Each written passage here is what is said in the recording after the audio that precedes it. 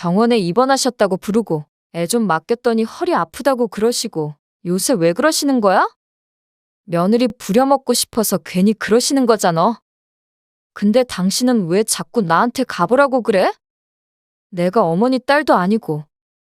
내가 바쁜데 어떡해. 갈 수 있으면 당연히 내가 갔지. 그리고 며느리는 가족 아니야? 며느리가 가족이야? 며느리는 남이야. 남. 그래. 효도는 당신이 해야지 왜 남인 나한테 시키는 거야. 나중에 어머니 아프시면 나 부려먹을 생각하지 마. 당신만 바빠? 나도 바빠. 그리고 어머니 자꾸 아프다고 그러시는데 합가하거나 나한테 간병시키신다거나 아무튼 그렇게 될까봐 난 무서워. 아니, 어머니가 우리한테 해주신 것도 있는데 당신은 벌써 그게 무섭다고 그래? 나는 싫어? 당신 확실하게 대답해. 혹시라도 어머니 편찮으시면 요양원이나 병원에 모시는 거야. 절대 나한테 간병하라고 하지 마. 알겠지?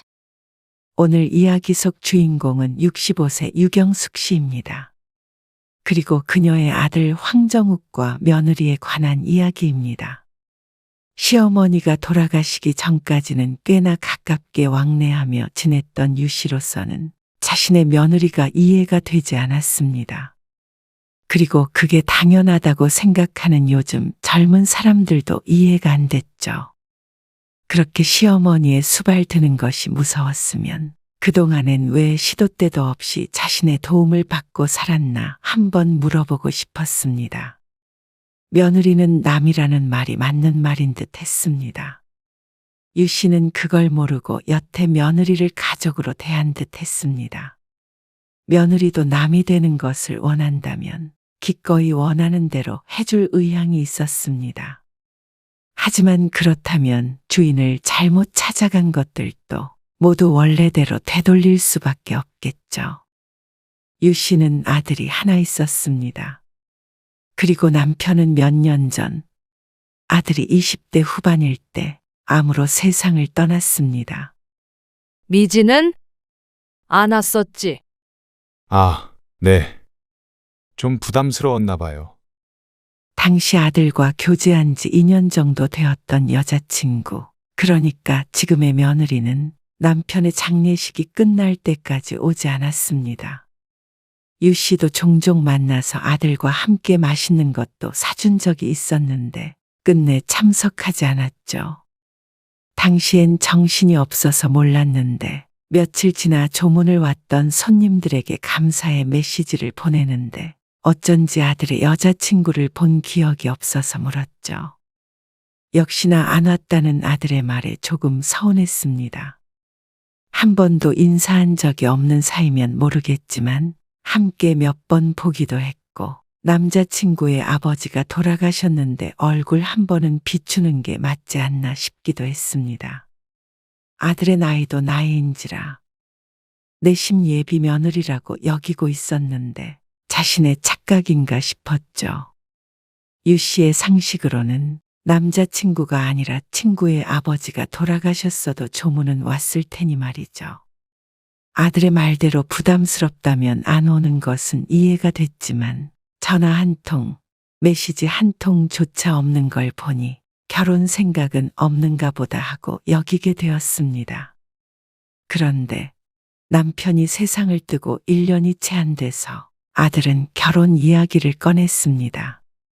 미지랑 결혼하려고요.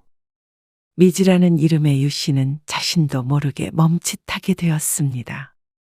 결혼하겠다고? 남편의 장례 이후로는 본 적이 없었으니 헤어졌을지도 모른다고 생각해오던 참이었습니다. 그런데 갑자기 결혼을 하겠다니 당황스러웠죠. 이제 둘 다 30이 되니 나이는 적당하다고 생각했지만 어쩐지 마음 한켠엔 유감스러운 감정이 남아있었던 것 같았습니다. 그래도 3년 정도 사귀었고 저들이 결혼한다고 하니 유 씨는 고개를 끄덕일 수밖에 없었죠. 아들의 여자친구 미지의 부모님은 3시간 정도 걸리는 시골에 거주하고 있었습니다. 결혼은 경기도에서 하지만 상견례를 위해서는 유 씨가 차를 타고 멀리 가야만 했죠. 남편 없이 홀로 참석하게 된 상견례에서 유 씨는 기가 막힌 경험을 하게 됐습니다. 제가 옛날 사람이라 그런가? 반반 이런 거는 좀 아닌 것 같아요. 안 그러세요? 저랑 연배가 비슷하신 것 같은데? 우리 때는 남자가 집, 여자가 혼수였잖아요. 대뜸 예비한 사돈이 하는 말에 유 씨의 등줄기엔 식은땀이 흘러내리는 듯 했습니다. 갑작스러운 아들의 결혼 선언에 유 씨도 내내 고심을 해보았는데 요즘 대세처럼 반씩 내는 것을 내심 생각하고 온 자리였기 때문입니다. 그게 아니라면 전셋집 정도 얻어줄 의향은 있었는데 예비한 사돈은 아주 단호했습니다. 남자는 무조건 집을 사와야 한다고 말이죠. 시작부터 무언가 삐그덕거리는 기분이 들었습니다. 남편이 생전에 부동산에 관심이 많았는데 5년 전에 경매로 싸게 낙찰받아 세를 주고 있던 아파트가 한 채 있었습니다. 가격이 오르면 팔아서 노후 자금에 보태자고 했었는데 아들 결혼시키기 위해서는 그거라도 당장 팔아야 할 듯 했습니다. 슬쩍 그런 이야기를 하자 예비 안사돈이 좋아했습니다. 어이구 좋죠. 오를 것 같으면 당장 팔 거 뭐 있어요? 세입자 나가면 우리 딸내가 들어가서 살면 되겠네요. 자, 그럼 집은 됐고요. 어쨌거나 우리가 멀리 살아서 딸 애 사는 거 자주 들여다볼 수가 없잖아요. 그래서 사돈이 좀 신경 써주세요. 곱게 키운 딸입니다. 네, 제가 가까이에 있으니까 걱정 마세요. 그렇다고 가까이에 두고 시집살이 시키시고 그러시면 안 돼요. 요즘엔 또 세상이 달라졌으니까요. 농담처럼 하는 예비 사돈의 말에 유 씨의 표정에 조금씩 금이 갔습니다. 상대방에 대해 자세히는 알지 못하지만 아들도 멀쩡한 직장에서 돈도 잘 벌고 유 씨 집안도 기우는 편은 아닌 듯 했습니다. 아들 가진 게 죄는 아닌데 왜 이런 소리를 들으며 결혼을 시켜야 하는지 의문이었죠. 저희 엄마가 농담하신 거예요. 엄마 왜 그래? 그래도 며느리가 어색한 웃음을 지으며 안사돈을 말렸습니다. 남편의 장례를 떠올려 선입견을 가지고 있었는데 그래도 며느리는 싹싹했죠. 그리고 무엇보다 상견례 자리에서도 아들을 잘 챙기기에 유 씨의 마음이 움직였습니다. 그래서 그쪽이 원하는 대로 집을 해주기로 했고 이야기를 마무리 지었죠. 꼭 안사돈이 부탁해서 그런 것은 아니었고 유 씨도 하나밖에 없는 내 며느리인 만큼 잘 챙겨주고 싶었습니다. 친정이 멀기에 명절엔 유 씨 집엔 전날에만 들리도록 했고 아들 며느리 생일이며 결혼기념일이며 그런 특별한 날엔 용돈도 주었습니다. 좋은 시어머니가 되고 싶었고 새로운 가족과 잘 지내고 싶었습니다. 며느리는 결혼한 지 얼마 안 돼서 임신을 했습니다. 그 소식에 유 씨도 경사가 났다며 크게 기뻐했죠. 어머니, 저예요. 그런데 어느 날 아들이 유 씨에게 전화해서 말했습니다. 미지, 이제 곧 산후조리원 예약해야 하거든요. 벌써? 임신 소식을 알린 게 엊그제였는데 벌써 조리원을 예약하나 싶었습니다. 네. 요즘엔 미리 안 하면 자리가 없대요. 그래. 괜찮은 대로 알아봐야겠네. 유 씨는 아들을 낳고 집에서 쉬었지만 요즘엔 다들 산후조리원에 간다니까 며느리도 당연히 가야 된다고 생각했습니다. 아무래도 집에서는 누군가 도와줘도 몸을 많이 움직일 수밖에 없으니 말이죠. 그런데 아들의 용건은 그게 아니었습니다. 근데 며느리 조리원 비용은 시어머니가 내준다고 하더라고요. 어머, 정말? 임신 선물을 뭘 줘야 할까 고민 중이었는데 아들의 말에 차라리 잘 됐다 싶었습니다. 알았어. 정욱이 네 계좌로 보낼게. 감사해요.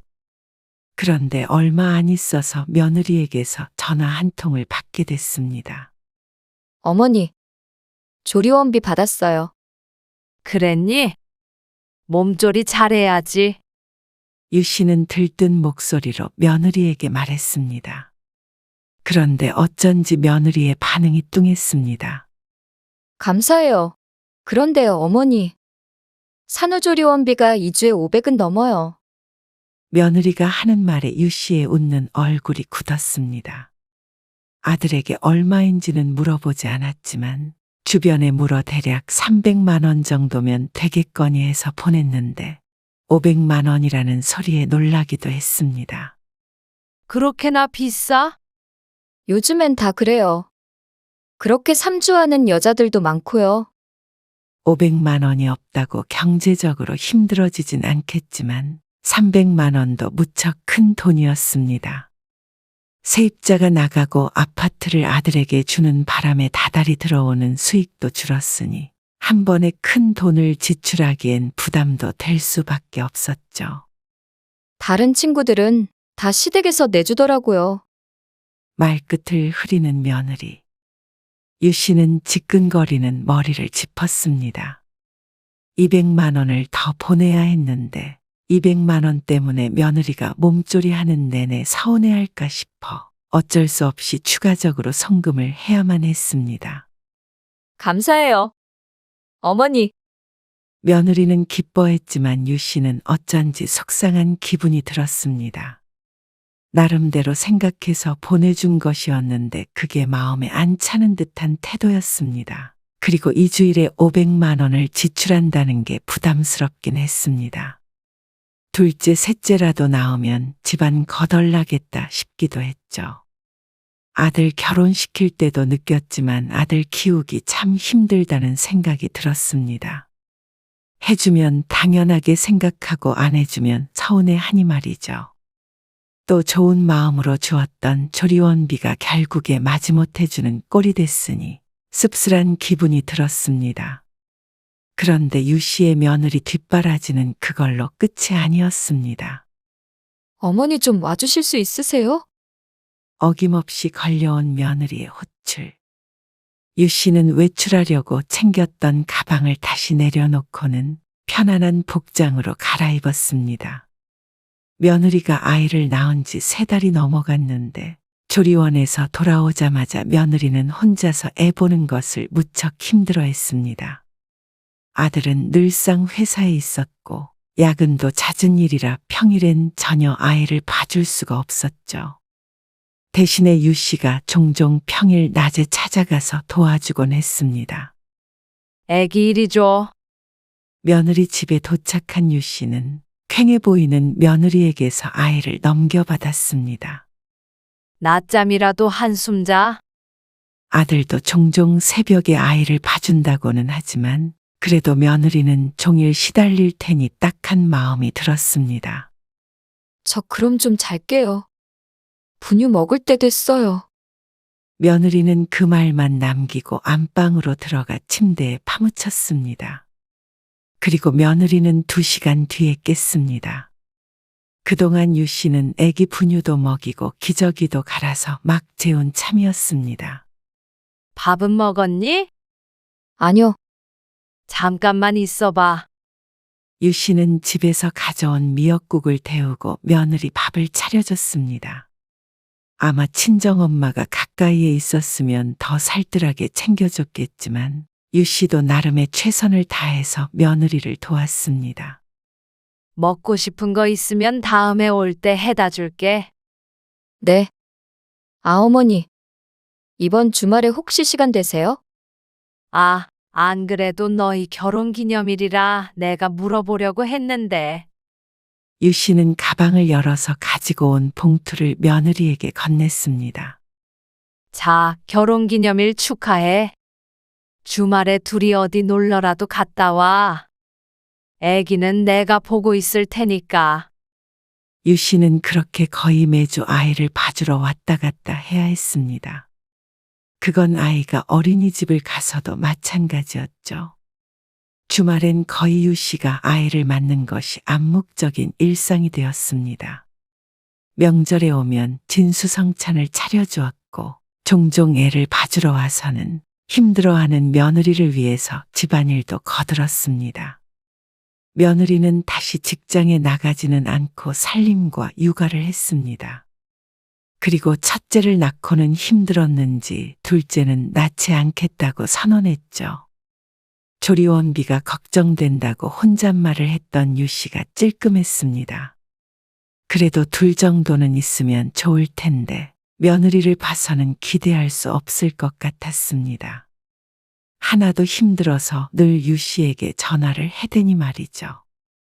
그렇게 유 씨는 몇 년을 더 아들 집을 왔다 갔다 하며 도와줬습니다. 아이가 좀 크자 며느리가 유 씨에게 도움을 요청하는 일은 점차 줄게 되었습니다. 그리고 어느덧 손주는 초등학교에 들어갈 나이가 되었죠. 어머니, 혹시 차 쓰세요? 내 차? 쓰지. 어느 날 며느리에게서 전화가 왔습니다. 뜬금없이 차를 쓰냐는 질문이 날아와서 의아했습니다. 자주 타지는 않지만 그래도 마트에 갈 때는 꼭 필요했습니다. 그런데 며느리가 은근히 물었습니다. 아, 제가 차가 좀 필요할 것 같아서 알아보고 있었거든요. 근데 어머니는 차 별로 안 타시는 것 같길래 혹시나 해서 전화드렸죠.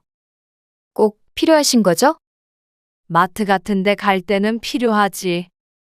아, 마트요? 요즘엔 다 인터넷으로 사잖아요. 그건 요즘 젊은 사람들이나 그런 것이었고 유 씨는 그런 것에 익숙하지 않았습니다. 그리고 직접 보고 그때그때 조금씩 사는 게 당연했고 말이죠. 그런 건 모르지. 근데 차는 왜? 연후 새학기부터는 영어학원이랑 독서학원도 다닐 거거든요. 그렇게나 많이? 1학년인데 태권도도 다니고 있잖니. 요즘 그 정도 학원 안 다니는 애들이 어디 있어요. 좀 더 적응하면 2학기부터는 피아노 학원이나 바이올린 같은 것도 하나 보낼 생각인데요. 애가 뭐에 재능이 있을지 모르잖아요. 아무튼 학원 스케줄 맞추는 게 쉽지가 않아서 중간에 제가 픽업을 가야 할 것 같아서요. 학원에 차로 데려다 준다고? 네, 그래야 할 것 같아요. 학원차 운행을 안 하는 곳이 있어서요. 근데 어머니가 안 된다고 하시면 어쩔 수 없죠. 작은 차로 하나 사면 되지 않을까? 그건 창피하죠. 요새 애들도 그런 거 다 아는데요. 그렇지만 유 씨의 차도 고급차가 아닌 일반 중형차였습니다. 어머니 차는 그래도 평범하니까. 유 씨가 고민하자 며느리가 됐다며 말을 끊었습니다. 근데 뭐 어머니가 차가 꼭 필요하신 거면 제가 알아서 할게요. 어쩐지 서운함이 느껴지는 말투였습니다. 하지만 갑작스럽게 차를 달라는 말에 선뜻 줄 수가 없었습니다. 그런데 한 달쯤 뒤에 아들과 통화하다가 이상한 점을 깨닫게 되었습니다. 연우 좋아하는 반찬 좀 해놨는데 들려서 좀 가져가. 몇 년 전 같았으면 애를 봐주러 유 씨가 가는 김에 바리바리 싸갔겠지만 이젠 아들 며느리 사는 집에 부르지도 않았는데 가는 게 망설여졌습니다. 그래서 아들 퇴근길에 들려보내곤 했는데 이번엔 아들이 거절의 말을 꺼냈습니다. 이제는 반찬하지 마세요. 들고 갈 수가 없어요. 아들도 며느리도 손주도 유 씨가 해준 반찬을 잘 먹었습니다. 그리고 며느리가 반찬하기 힘들다고 늘 받아 먹었는데 이제 와서 하지 말라는 말에 놀랐습니다. 유 씨는 힘들지 않아서 좋지만 무슨 일이 있나 싶었죠. 왜 못 들고 가? 그게 지금 차를 연우 엄마가 쓰고 있거든요. 뭐? 그럼 너 출퇴근은 어떻게 하고? 버스 타고 다녀요. 애 때문에 어쩔 수 없다고 그래서. 차를 하나 사지. 그냥 버스 타고 다니면 되는데요. 뭘. 안 그래도 학원비도 늘었는데 연우 엄마가 사려는 차는 매달 7, 80만 원은 드니까요. 아들의 말에 유 씨는 또다시 머리가 아파왔습니다. 경차는 창피하다는 며느리의 말이 떠올랐습니다. 그렇다고 학원도 그렇게 많이 보내는데 차에 100만 원 가까운 돈을 쓸 수는 없는 노릇이었습니다. 아들이 잘 번다고 해도 월급쟁이였고 외벌이이기 때문에 부담스러울 듯 했습니다. 유 씨는 하는 수 없이 며느리에게 다시 전화를 걸었습니다. 연우 엄마야. 차 필요하다고. 아, 연우 아빠 차 타고 있어요. 내 차 가져가서 타라. 정말요? 그럴까요?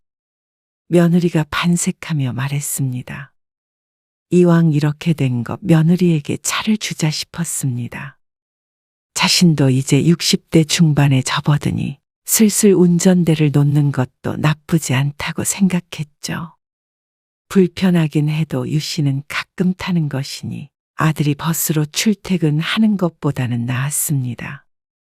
며느리는 바로 다음 날 와서 차를 가져갔습니다. 보험은 어머니가 전화해서 저만 추가해 주세요. 자동차 보험까지 유 씨의 몫이었습니다. 유 씨에게 도움받는 게 이제는 일상이 되어버린 듯 했습니다. 며느리에게 차를 준 유 씨의 일상은 조금 더 불편해졌습니다. 마트에서 장을 봐도 조금씩 사서 들고 와야 했고, 그렇지 않으면 택시를 타야 했습니다. 멀리 어딜 가려고 해도 대중교통을 이용해야 했죠. 그러던 어느 날, 아이고, 저거 타야 하는데. 장을 보고 나와서 버스 정류장으로 걸어가는데 멀리서 막 출발하려는 버스를 발견했습니다. 배차 간격이 20분이라 지금 놓치면 20분이나 앉아서 기다려야 했습니다. 유 씨의 걸음이 빨라졌는데 문은 닫혔지만 버스는 다행히도 아직 출발하지 않고 있었습니다. 탈 수 있겠다. 유 씨는 장바구니를 팔에 끼고 뛰었습니다. 그렇게 버스 코앞에 도착해서 막 앞문으로 가려는데 어이구, 유 씨는 그만 인도의 턱을 보지 못하고 쭉 미끄러지고 말았습니다. 하필이면 무거운 장바구니를 들고 있어서 중심도 잡지 못하고 그대로 뒤로 쓰러졌죠.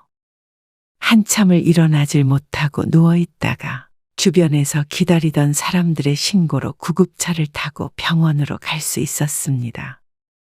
결과적으로는 유 씨의 발목 인대가 끊어졌고 팔은 뼈에 금이 갔습니다. 타박상은 크지 않았지만 어쨌거나 입원 치료가 불가피했습니다. 병원에 입원해 있는데 아들이 전화를 했습니다. 아들이 회사에 있을 시간이라 간단히 문자를 남겼는데 그걸 보고 전화한 모양이었습니다.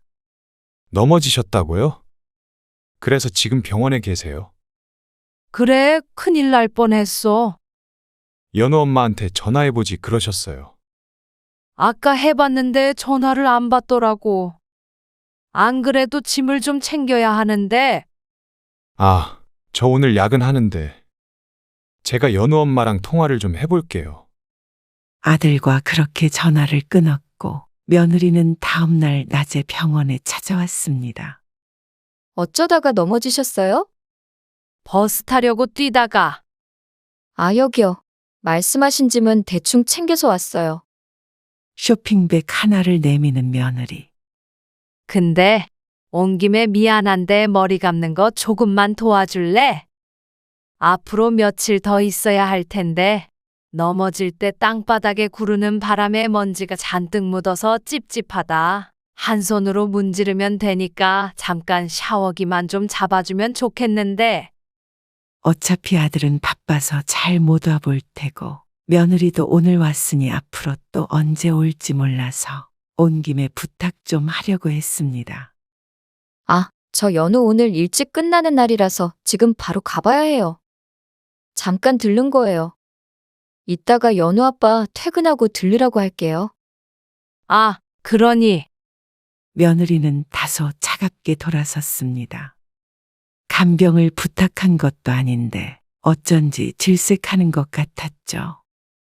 그리고 그날 저녁 아들이 와서 머리 감는 것을 도와주었습니다. 모레쯤 한번 올게요. 아냐. 올 필요 없어. 한쪽 팔이랑 한쪽 다리는 멀쩡하니까. 밥도 혼자 먹는데 뭐. 제가 바빠서 죄송해요. 연우 엄마한테 좀 들여다보라고 할게요. 아니야. 연우 엄마도 바쁜 것 같은데 뭘. 샤워기 한 번 들어달라는 걸 거절하고 가버린 며느리가 야속했습니다.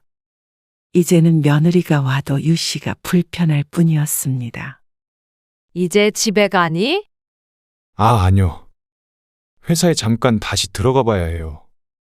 그런데 아직 퇴근한 것도 아니라는 아들의 말에 유 씨는 황당했습니다. 며느리가 아무리 바빠도 손주 학원 데려다 주는 시간을 제외하면 내내 집에 있었습니다. 더군다나 지금은 연우도 학원에서 돌아왔을 시간인데 굳이 일하는 아들을 보낸 것이 이상했습니다. 어쩐지 아들이 오게 되기까지의 전말이 상상이 갔습니다. 서운한 마음이 들었습니다. 며느리에게 병수발을 들라고 한 것도 아니었는데 말이죠. 짐 가져다 준 게 그렇게 큰일인가 싶었습니다. 그게 그렇게 힘든 일이었으면 그동안 유 씨가 아들 며느리를 위해 해준 것들은 다 무엇이었나 하는 생각이 들었죠. 유 씨가 퇴원하기 전에 아들이 한 번 더 왔다 갔고 며느리는 다시 오지 않았습니다. 그래서 그날 이후로 유 씨도 며느리에게 연락하지 않았습니다. 반찬을 가져다 주는 일도 그만두었습니다. 이젠 아이 봐줄 일도 없으니 이렇게 서서히 멀어져 가나 싶었습니다. 그런데 그런 생각을 했던 것이 무색하게 얼마 안 있어 아들이 손자를 하루만 봐달라며 전화를 해왔습니다. 애 봐달라고는 보통 며느리가 연락 오곤 했는데 며느리는 유 씨가 입원했던 이후로는 도통 연락이 없었죠. 아들이 바빠서 부탁한다는데 거절할 수가 없었던 유 씨는 그러라고 했습니다. 그래도 자식을 어떻게 외면하나 싶었죠. 내일 연우 엄마가 데리러 올 거예요. 그래, 어서 가봐. 이제 초등학교 2학년이 된 손주는 예전보다 훨씬 손이 덜 갔습니다. 씻는 걸 봐주고 밥만 차려주면 되었죠. 그런데 예기치 못한 사고는 순식간에 일어났습니다. 할머니 치약이 안 나와. 잠깐만. 욕실에서 유 씨를 부르는 소리를 듣고는 손자에게 가보았습니다. 거의 다 쓴 치약을 가지고 고군분투하고 있는 손자가 보였죠. 이리 줘봐. 할머니가 짜줄게. 유 씨가 끄트머리에서부터 꼼꼼히 치약을 짜고 있는데 옆에서 손주가 심심한지 오른다리로 축구공을 차는 신용을 했습니다. 넘어져. 조심해. 나 축구 잘해. 연우는 좋겠네. 손자의 말에 대꾸를 해주며 치약을 짜는데 순간 손자가 욕실 바닥에 발을 헛디뎌 넘어지고 말았습니다. 그러면서 유 씨의 옷을 잡는 바람에 함께 넘어졌는데 넘어지며 수건거리를 붙들어 완전히 자빠지는 건 막았지만 손자를 잡느라 허리를 삐끗하고 말았죠. 아고고. 곡소리가 절로 나왔습니다. 손자도 놀랐는지 가슴을 쓸어내리고 있었는데 유 씨의 허리가 심상치가 않았습니다. 연우야. 할머니 허리가 아파서 조금 누워 있어야겠다. 연우도 얼른 자자. 저녁밥을 진작 챙겨줘서 다행이었습니다. 유 씨는 이불 위에 쓰러지듯 누웠습니다. 그리고는 아들에게 전화를 걸었습니다. 연우 엄마 내일 몇 시에 온다던. 점심 전에는 간다고 그랬어요. 왜요? 무슨 일 있으세요? 욕실에서 허리를 좀 삐었는데. 알았어. 내일 아침까지는 어떻게든 차려줘 볼게. 괜찮으세요? 누워 있으니깐 좀 낫다. 요새 왜 자꾸 다치세요? 아이고, 그러게나 말이야. 다음 날 아침엔 그래도 전날보다는 움직일만 했습니다. 천천히 걸어서 손자 밥도 차려줄 수 있었죠. 어머니, 연우 데리러 왔어요. 못 온다더니 어떻게 같이 왔어? 허리 다치셨다고 그래서요. 아니야. 자고 일어나니까 좀 괜찮다. 괜히 바쁜데 오라가라 했네. 점심 차려 드시기 힘들면 같이 자장면이나 시켜 먹을까요? 바쁜데 가보지. 여보, 바쁘다고 그랬잖아. 얼른 가자. 어머니, 그럼 저희는 바빠서 그만 가볼게요. 며느리는 손자의 짐을 챙겨서 집을 나섰습니다. 그런 며느리를 보곤 아들은 한숨을 쉬더니 따라 일어났습니다. 저도 가볼게요. 그래. 유 씨는 아들 며느리를 보내고 똑같이 한숨을 지었습니다. 손자가 떠난 자리를 치우고 있는데 유 씨의 눈에 손자의 필통이 눈에 띄었습니다. 어젯밤에 숙제를 한다고 꺼내놓더니 두고 간 모양이었습니다. 유 씨는 얼른 필통을 챙겨서 밖으로 나갔습니다. 주차장으로 나가자 밖에서 실랑이 중인 아들 며느리가 보였습니다. 갔으면 어쩌나 했는데 아직 안 가서 다행이었지만 언쟁이 있는 듯해서 다가가기가 조심스러웠습니다. 무슨 말을 그렇게 해? 병원에 입원하셨다고 부르고 애 좀 맡겼더니 허리 아프다고 그러시고 요새 왜 그러시는 거야? 며느리 부려먹고 싶어서 괜히 그러시는 거잖아. 근데 당신은 왜 자꾸 나한테 가보라고 그래? 내가 어머니 딸도 아니고. 내가 바쁜데 어떡해. 그리고 며느리는 가족 아니야? 며느리가 가족이야? 며느리는 남이야.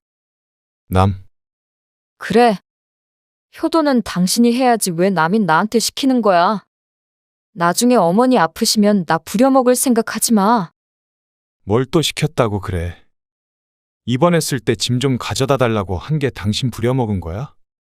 머리도 감겨달라고 그러시는 게 부려먹은 거지 아니야? 간병인을 써야지 왜 며느리한테 시키셔? 지금도 그거 생각하면 잠이 안 와. 그것도 내가 가서 했잖아. 당신이 싫다고 해서. 당신은 그러면 우리 엄마 아프면 머리 감겨줄 거야?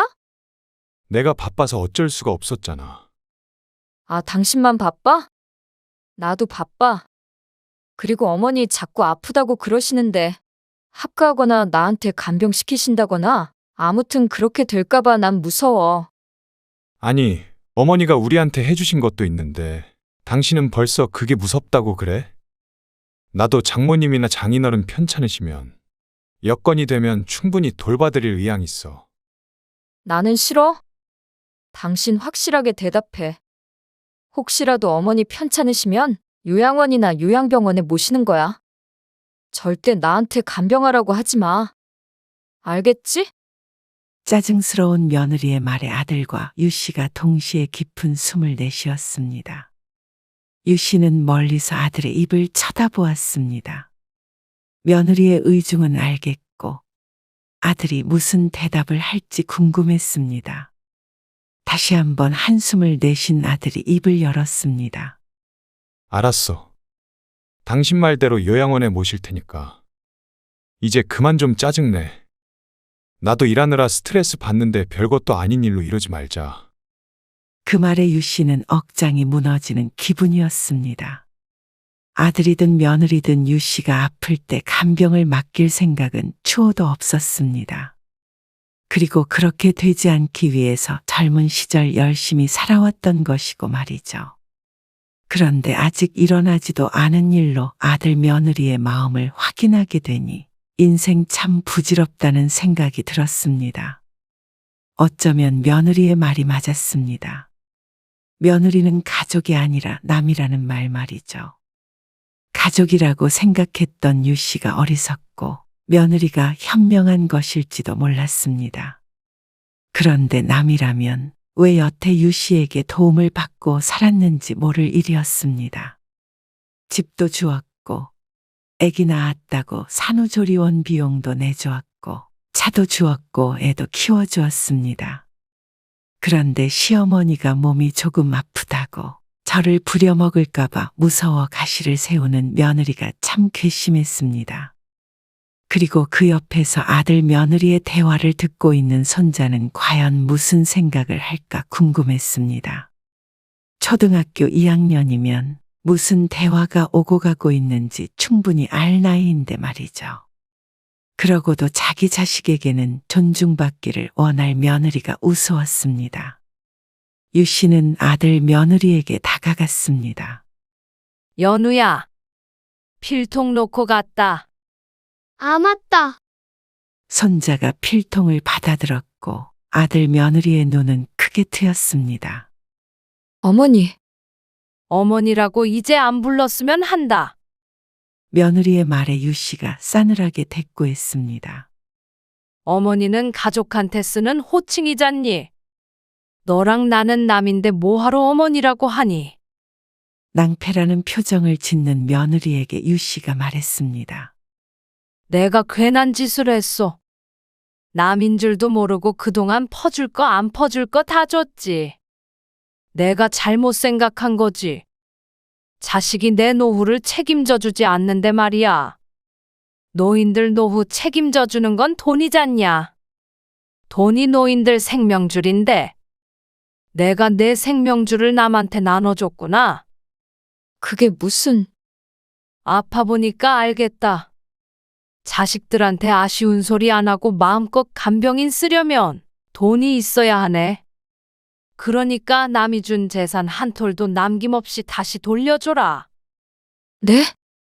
어머니, 마침 며느리가 자신의 차를 타고 온 듯 했습니다. 차 문을 열려고 했었는지 손에 차키가 들려 있었죠. 유 씨가 그걸 낚아채듯이 뺏었습니다. 차도 도로 놓고 가고 너희 사는 집도 비워. 알겠니? 아들은 골치 아픈 표정을 지었고 며느리는 세상이라도 잃은 것 같았습니다. 어머니, 이러는 법이 어디 있어요? 너는 참 웃긴 애야. 남한테 애도 맡기고 돈도 받고 집도 받니? 그런 뜻이 아니에요. 내가 바보라서 그동안 부질없는 짓을 했는데 네 덕에 정신 차렸지 뭐니. 집은 빠른 시일 내에 비워줘라. 언제 무슨 일이 생길지도 모르는데 얼른 팔아서 가지고 있어야겠다. 어머니, 저랑 나중에 다시 말씀하세요. 너랑도 할 말 없어. 남이 집 식구 됐으니까 이제 너도 내 가족 아니야. 어머니, 널 키워준 나한테 고마움이 조금이라도 남아있다면 큰 소리 내지 말고 집 비워. 알겠지? 할머니, 심상치 않은 분위기를 느꼈는지 손자가 울먹거렸습니다. 유 씨는 그런 손자를 잠시 바라보고는 등을 돌려버렸습니다. 아들 며느리가 잠긴 차 앞에서 망연자실하게 서 있는 모습이 보였습니다. 하지만 유 씨는 이 정도면 부모로서 할 일은 다 했다는 생각이 들었습니다. 이제부터 죽는 날까지 서름당하지 않으려면 정신을 똑바로 차려야 했습니다. 나이 들면 들수록 남이 서럽게 하는 게 아니라 자식이 서럽게 한다는 말이 맞았습니다. 자식에게 서름 안 당하려면 혼자서 살아갈 수가 있어야 했고, 그렇기 위해 마음 단단히 먹고 자식에게 한 푼도 주지 않을 작정이었습니다. 아들은 그런 유 씨에게 몇 번 연락을 시도했습니다. 하지만 유 씨가 요지부동이자 어느 정도 체념한 듯 했습니다.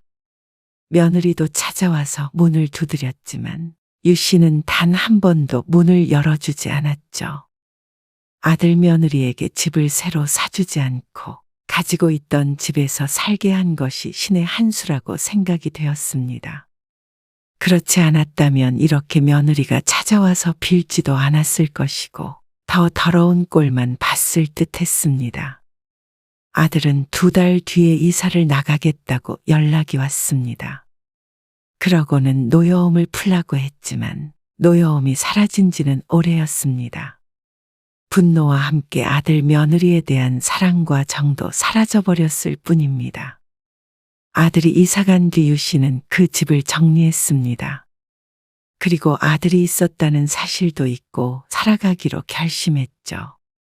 자식에게 줄 생각만 안 하면 내 한 몸 충분히 풍요롭게 살다가 갈 수 있었습니다. 그리고 10년, 20년이 흘러 손자 연우가 크면 아들 며느리도 깨닫는 바가 있을 것이었습니다. 과연 부모에게 그런 행동을 하는 것을 보고 손자가 무엇을 배웠을지. 하지만 그걸 감당해야 하는 것도 아들 며느리의 몫이었습니다. 그리고 유 씨는 이내 아들 가족에 대한 생각을 접어버렸습니다.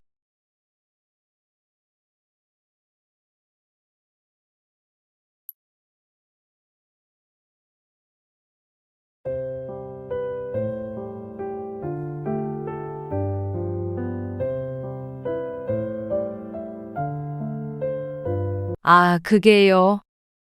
우리 조서방이 말을 안 드렸구나. 겸사겸사 저도 혼자라서 외롭기도 하고 애들도 애 봐줄 사람도 필요하고 그러니까요. 근데 오해하지 마세요. 제가 그러겠다고 한 건 아니고요. 애들이 하도 도와달라고 애 좀 봐달라고 그렇게 부탁을 하길래 그러기로 한 거예요. 그렇게 힘들면 제가 애는 봐줄 수 있어요. 기분 나빠하실 것 없어요. 제가 애들한테 얼마나 헌신적으로 도움을 주는데요. 그거 아무나 못해요. 사돈도 마음 먹으면 하실 것 같죠? 이렇게 사위 생각하는 장모도 없어요. 도움은 저희 아들도 충분히 많이 주고 있는 것 같네요. 네? 무슨 말씀을? 매달 저희 아들이 용돈도 드리는 걸로 알고 있어요. 딸내미 키워서 사위한테 줬는데 제가 그 정도 용돈도 못 받나요? 그리고 말이에요. 이 집도 한 번 줬으면 끝이지. 조서방이 누구랑 살든 말든 사돈이 감나라 배나라 할 건 아니지 않나요? 오늘 이야기 속 주인공은 60세 임선숙 씨입니다. 그리고 그녀의 아들 며느리에 관한 이야기이죠. 임 씨는 예기치 못했던 사자대면에 기가 막혔습니다. 결혼식 이후로 한 번도 본 적이 없던 사돈은 아들을 통해서만 소식을 들었었는데 이렇게 상종 못할 사람인 줄은 몰랐습니다. 그리고 그건 며느리도 마찬가지였습니다. 어째서 평생을 바쳐 키운 내 아들이 이 두 여자를 먹여 살려야 하는 처지가 됐는지, 아니, 처제까지 하면 세 여자를 책임져야 하는 입장이 되어버렸습니다.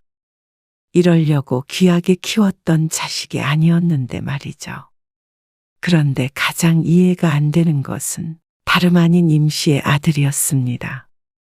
내 아들이 어디가 부족한 것도 아닌데 어째서 힘들게 일해서 번 돈을 처가에 갖다 바치고 눈치만 보는지 모를 일이었습니다. 하기야 처가 식구들도 누울 자리를 보고 발을 뻗었겠죠. 아들이 그런 호구 취급을 당하는 것을 아무렇지 않게 지켜볼 수 있는 부모는 없었습니다. 하지만 부모가 말려도 아들이 그런 호구를 자처한다는데 다 큰 아들을 억지로 끌고 올 수도 없는 노릇이었습니다. 아들이 스스로 호구가 되겠다면 어쩔 수 없지만 임 씨는 자신마저 그런 취급을 하는 것은 사양이었습니다. 뻔뻔하고 모렴치한 사돈과는 더 이상 말을 섞을 필요가 없었습니다. 임 씨는 오늘 이후로 이 집안과는 얽힐 일을 만들지 말자고 다짐했습니다. 그리고 그건 아들도 포함이었죠. 임 씨는 아들이 하나 있었는데 이름은 조민성입니다. 아들을 낳고 건강이 급격히 안 좋아지는 바람에 둘째는 진작에 포기해야만 했습니다. 대가족을 이루고 싶었지만 어쩔 수 없이 아들 하나라도 잘 키우자 하며 살게 되었죠. 임 씨와 남편은 아들을 열심히 가르쳤습니다. 좋은 대학에 보냈고 아들이 필요하다길래 1년간 호주로 어학연수도 보내줬습니다. 그리고 제대 후에도 계속 뒷바라지에서 28살 나이의 아들은 세무사가 됐습니다. 그때까지만 하더라도 임 씨 부부는 아들에 대한 걱정은 조금도 하지 않았습니다. 이 정도로 키워놨으면 앞으로의 앞가림은 충분히 스스로 할 것이라고 믿었죠. 저 결혼을 해야 할 것 같아요. 그런데 아들은 31살이 되었을 때 갑작스럽게 결혼을 하겠다고 했습니다. 이제 막 자리 잡고 돈을 벌기 시작할 무렵이었습니다. 벌써 결혼을 하겠다고? 임 씨도 남편도 놀랐습니다. 31살이면 아직 이르다고 생각했습니다. 아들도 모아둔 돈이 많지 않을 게 뻔했고, 한 가정의 가장이 되려면 조금 시간이 필요한 듯 보였습니다. 하지만 아들이 그렇게 결혼을 서두르려고 했던 데에는 이유가 있었습니다. 그게 사실 지원이가 아이를 가졌대요. 여자친구가 임신을 해서 올해를 넘기지 않고 식을 올려야 한다는 아들. 임씨는 자신도 모르게 순간 눈앞이 새까매지는 듯했습니다. 결혼하기 아주 이른 나이라고는 할 수 없지만 그렇다고 이렇게 번갯불에 콩 볶듯이 결혼을 시키고 싶은 마음은 없었습니다. 임씨도 아직 아들의 여자친구를 한 번도 본 적이 없었고 말이죠. 어쩔 수가 있나? 애가 생겼다는데. 어쨌거나 축하해. 하지만 남편의 말대로 어쩔 수가 없었습니다. 조금 갑작스럽기는 해도 여자친구의 나이도 29이라고 했습니다. 결혼을 해도 누구 하나 이상한 나이는 아니었습니다. 아직 부족한 기반은 부모인 자신들이 조금 도와주면 문제될 것은 없었습니다. 지원이 아버지가 오래전에 돌아가셨거든요. 어머니만 계시고 여동생이 하나 있어요. 그리고 이어지는 아들의 말은 임시 부부를 고민하게 했습니다. 애 둘을 혼자 키우느라 딸의 결혼식을 지원해줄 여력이 안 된다는 것이었습니다. 슬슬 아들도 결혼 정년기가 되었기 때문에 마음속으로 어느 정도 준비해야 한다고는 생각해오고 있었지만 상대방이 한 푼도 보태지 않는 것은 예상 속에 없었습니다. 아, 그래도 살 집은 마련은 해놓고 시작해야 할 거 아니야. 그건 그렇지. 둘이 살 수 있는 작은 아파트 한 채라도 사줄까 봐. 임씨의 말을 듣고는 남편이 잠시 고심을 하더니 뜻밖의 말을 했습니다. 그럼 차라리 이 집을 애들 보고 살라고 주고 우리가 작은 아파트로 옮기지 뭐. 40평짜리 아파트에서 살고 있었는데 이 집을 아들에게 주자는 말에 임씨가 놀랐습니다. 그러자 남편이 서둘러 덧붙였습니다. 당신이 싫으면 그냥 사줘도 되고. 그냥 애들은 이제 식구가 늘어갈 거고. 우리는 오히려 살림을 줄여야 하는 나이니까 해본 소리야. 남편의 말을 들으니 그 말도 일리가 있었습니다. 넓어봤자 청소만 힘들지.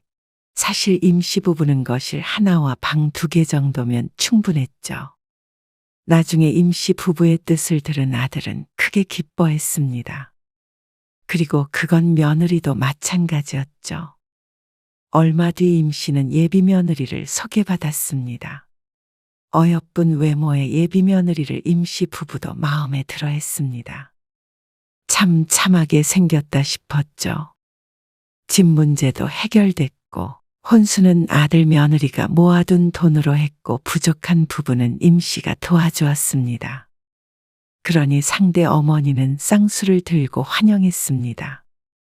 그렇게 아들은 양가의 반대 없이 축복 속에서 결혼을 할 수 있었습니다. 며느리는 결혼 직후 바로 직장을 그만뒀다고 들었습니다. 식을 올렸을 때가 5개월 차였는데 배가 슬슬 불러오던 참이었습니다. 어디 아픈 데는 없지?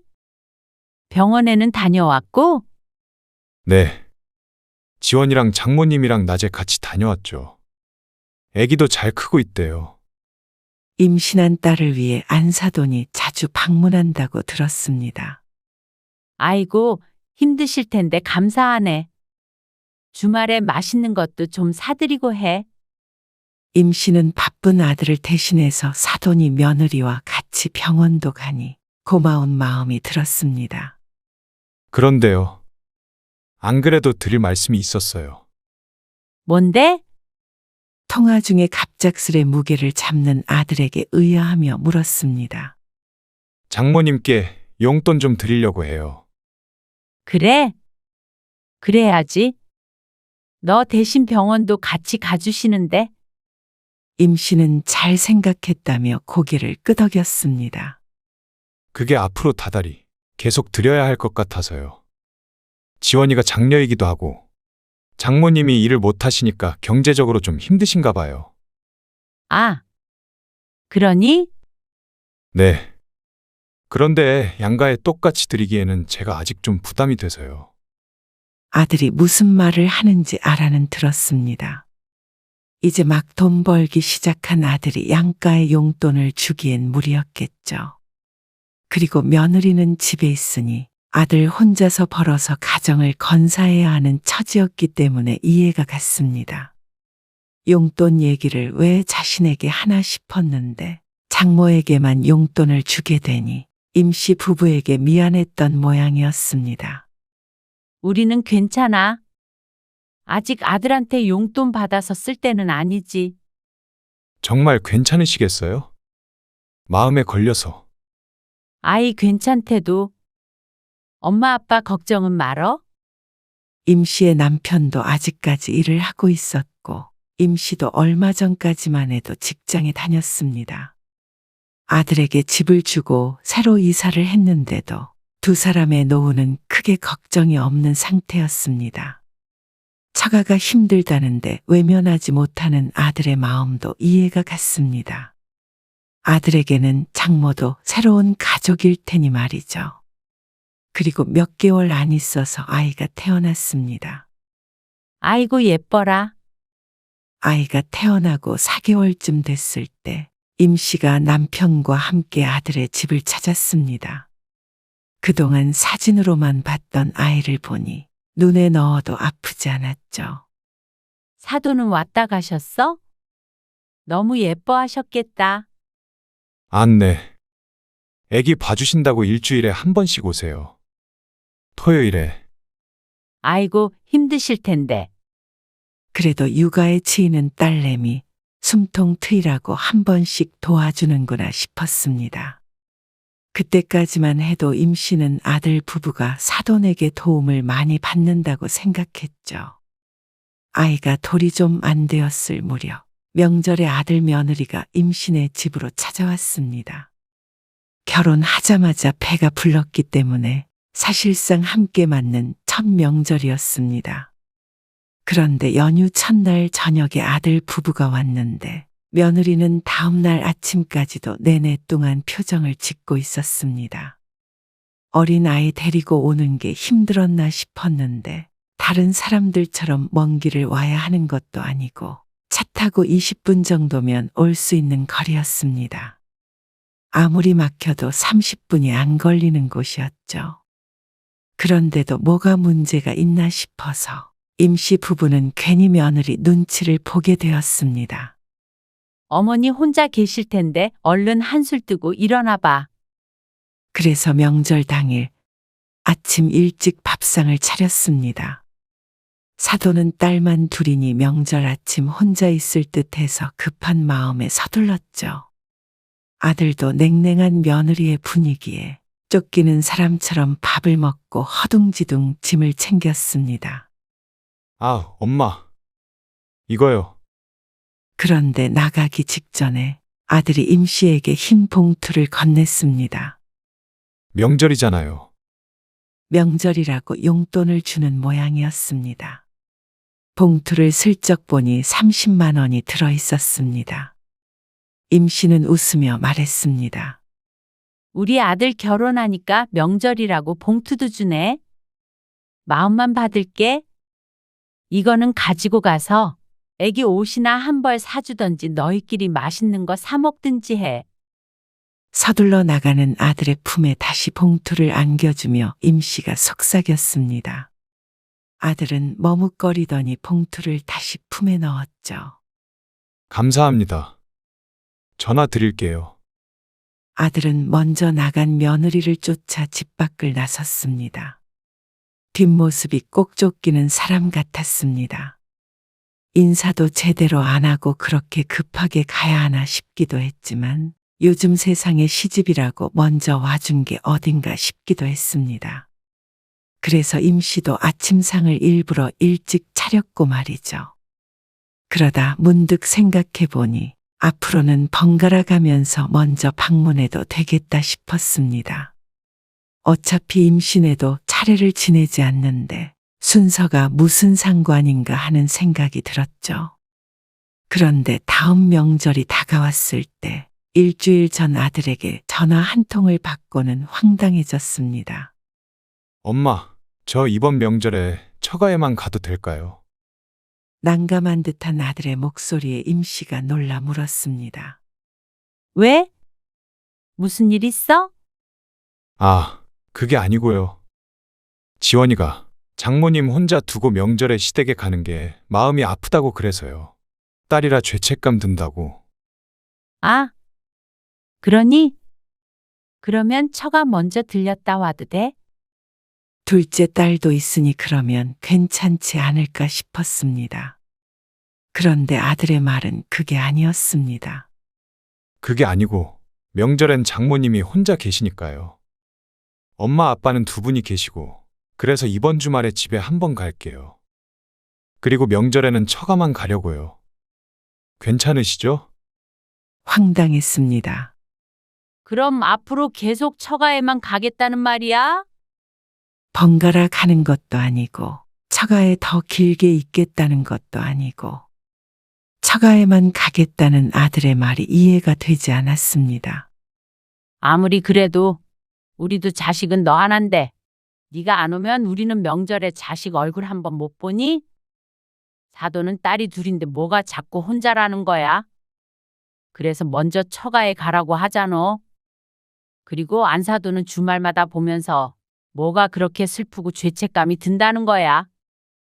임씨가 서운한 기색을 비추니 아들이 밀어붙이지는 못하고 머뭇거렸습니다. 알겠어요. 그러면 장모님한테 먼저 갔다가 갈게요. 그래. 그렇게 해. 그런데 며느리는 수긍하지 못했던 것 같았습니다. 명절에 온 며느리의 얼굴을 보고는 임씨의 남편이 혀를 찼을 정도였습니다. 죽상도 그런 죽상이 없었습니다. 와서 기분 상한 티를 내며 이렇게 아이만 끌어안고 앉아있을 바에는 아예 안 오는 게 낫겠다 싶었습니다.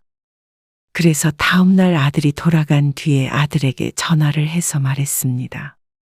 너희 그냥 다음 명절부터는 처가에만 가. 나도 서로 오랜만에 보고 반가워해야 좋은 거지.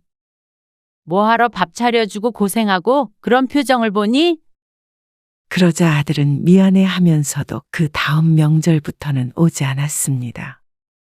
이것만 해도 서운했는데 그래도 혼자 남은 부모를 챙기는 아들 내외의 마음까지 비난하고 싶지는 않았습니다. 하지만 임씨가 배려하면 할수록 아들 부부는 점점 도를 지나치게 되었죠. 민성아, 다음 주에 현준이 결혼식인 거 알지? 네. 들었는데 그날 출근해야 돼서 못 갈 것 같아요. 그래? 현준이는 네 결혼에 와서 축의금도 내고 그랬잖아. 네. 엄마가 가신 김에 저 대신 좀 전해주세요. 제가 입금해 드릴게요. 시조카의 결혼이 있었는데 참석하지 못한다는 아들. 임씨가 전화를 끊고 아들에게 계좌번호를 보내자 1분 뒤에 30만 원이 입금되었습니다. 그런데 다음 달 일일이 되었을 때 또다시 임씨의 계좌에 아들 이름으로 돈이 들어왔습니다. 100만 원이었습니다. 마침 그 다음 날인 이 일은 임씨와 남편의 결혼 기념일이었습니다. 아들이 지난번에 보내줬던 계좌로 용돈을 보냈나 싶었습니다. 민성아, 엄만데. 이거 100만 원 뭐야? 임씨가 은근한 목소리로 물었습니다. 하지만 설레는 감정은 감춰지지 않았죠. 그런데 아들의 대답에 임씨는 황당했습니다. 그게 엄마한테 갔어요? 바빠서 이름을 제대로 확인을 안 하고 보냈더니 잘못 보냈나 봐요. 아무래도 결혼기념일은 모르고 있는 것 같았습니다. 김이 센 임씨가 아들에게 물었습니다. 이렇게 큰 돈을 잘못 보내면 어떡해? 엉뚱한 사람한테 갔으면 큰일 날 뻔했잖아. 누구한테 보내려고 했길래 엄마한테 보내? 장모님이요. 그러면서 아들의 설명을 듣는데 기가 차서 말이 안 나왔습니다.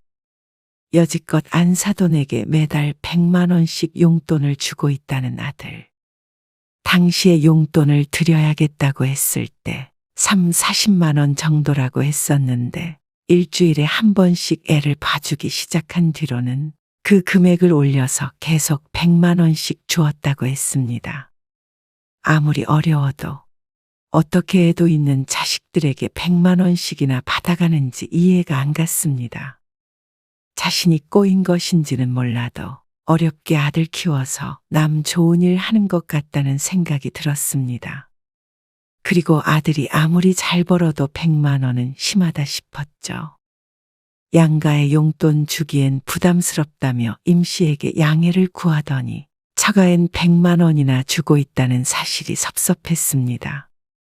또 이러다가 안사돈의 노후도 아들이 전적으로 책임지게 될 것 같아서 신경이 쓰였습니다. 임씨 부부는 나중에 아들에게 손 벌리지 않으려고 평생 쉬지 않고 일하며 살았습니다. 임씨도 최근에 소소하게 용돈 벌 수 있는 일 없나 기웃거리기도 했고 말이죠. 그런데 장모란 사람은 아들이 결혼한 뒤로는 일한다는 소리는 한 번도 못 들었고 며느리도 애가 어린이집을 다니는데도 불구하고 집에서 살림만 하고 있었습니다. 아들의 입장에서는 아내의 부모까지 챙기는 게 맞긴 하겠지만 또 아들의 부모된 임씨의 입장에서는 속이 터질 수밖에 없었습니다. 하지만 아들이 책임져야 할 처가 식구는 장모뿐만이 아니었습니다. 그 밑에 딸린 처제까지도 포함이 되어 있었죠. 당신 내시경은 어쩌지? 급하게 회사 나가봐야 할 것 같은데. 어쩔 수 없지. 일이 급한데. 그러지 말고 민성이한테 전화 좀 해봐. 주말이니까 집에 있을 거 아니야. 내시경을 혼자 어떻게 하고 와? 주말에 대장 내시경이 예약돼 있던 임씨는 남편과 함께 병원에 가기로 되어 있었는데 갑자기 남편 회사에 일이 생기는 바람에 계획이 어긋나게 되었습니다. 수면 내시경이라 보호자가 필요해서 남편의 성화의 아들에게 전화를 걸었죠. 아, 병원이요. 그런데 어떡하죠?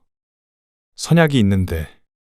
그런데 하필이면 약속이 있다는 아들의 말에 힘이 빠졌습니다.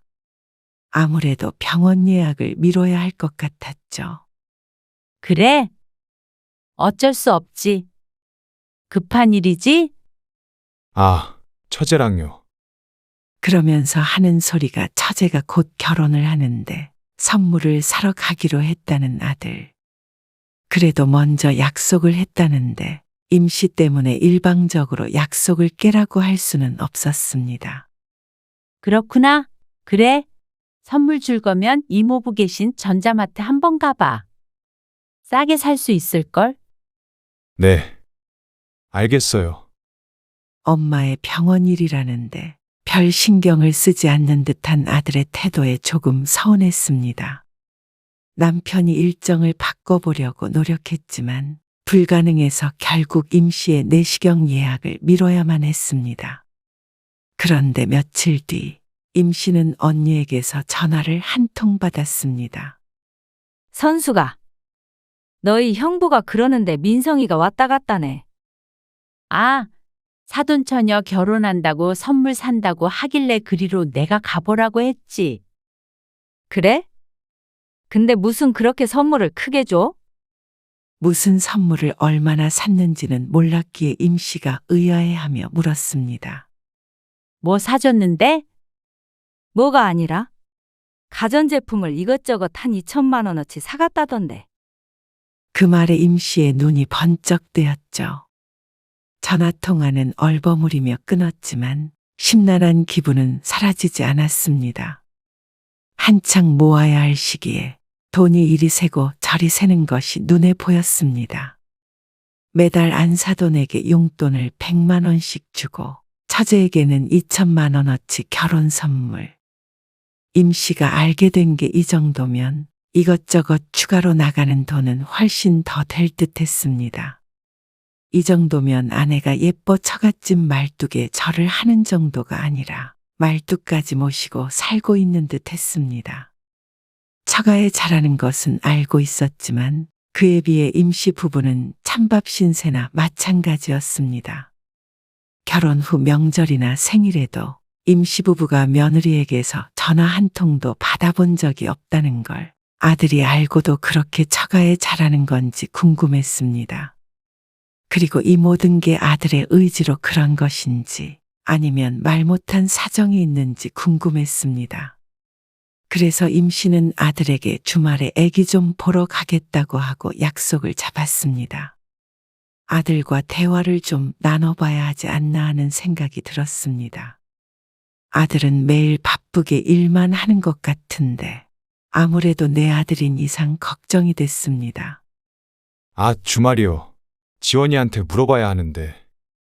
왜 불편하대? 그런 건 아니고요. 그러더니 아들이 10분 뒤에 주말에 며느리가 처가에 가기로 했다며 임시 보고 와도 괜찮다고 했습니다. 어이가 없었습니다.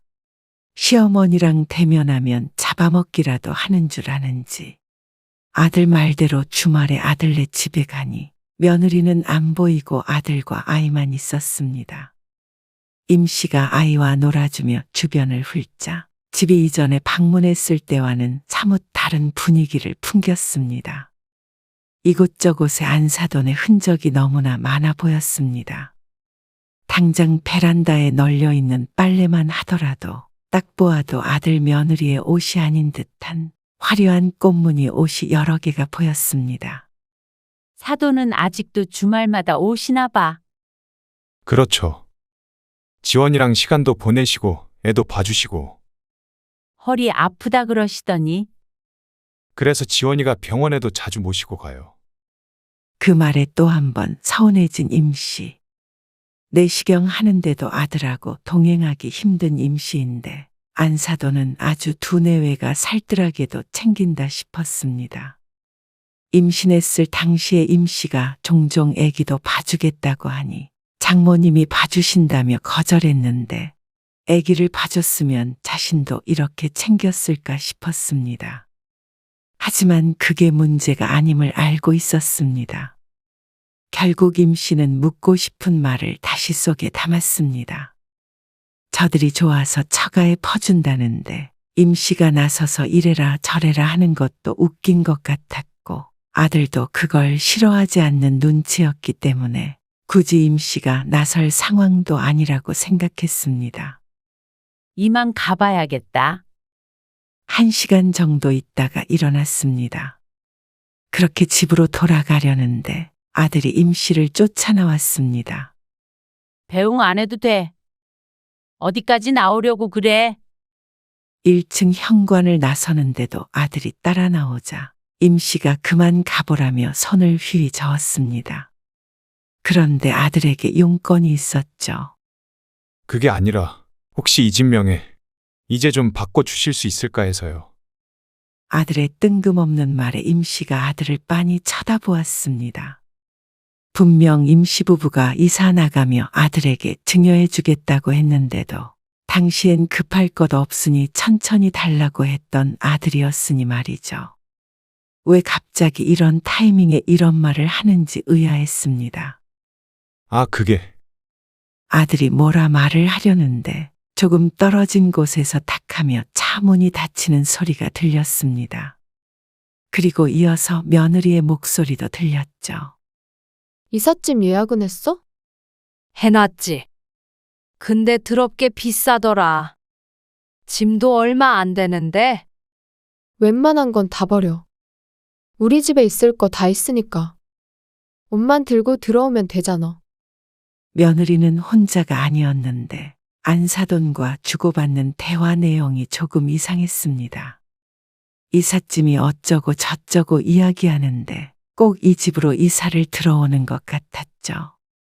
이사? 임 씨가 중얼거리자 아들이 다급하게 대답했습니다.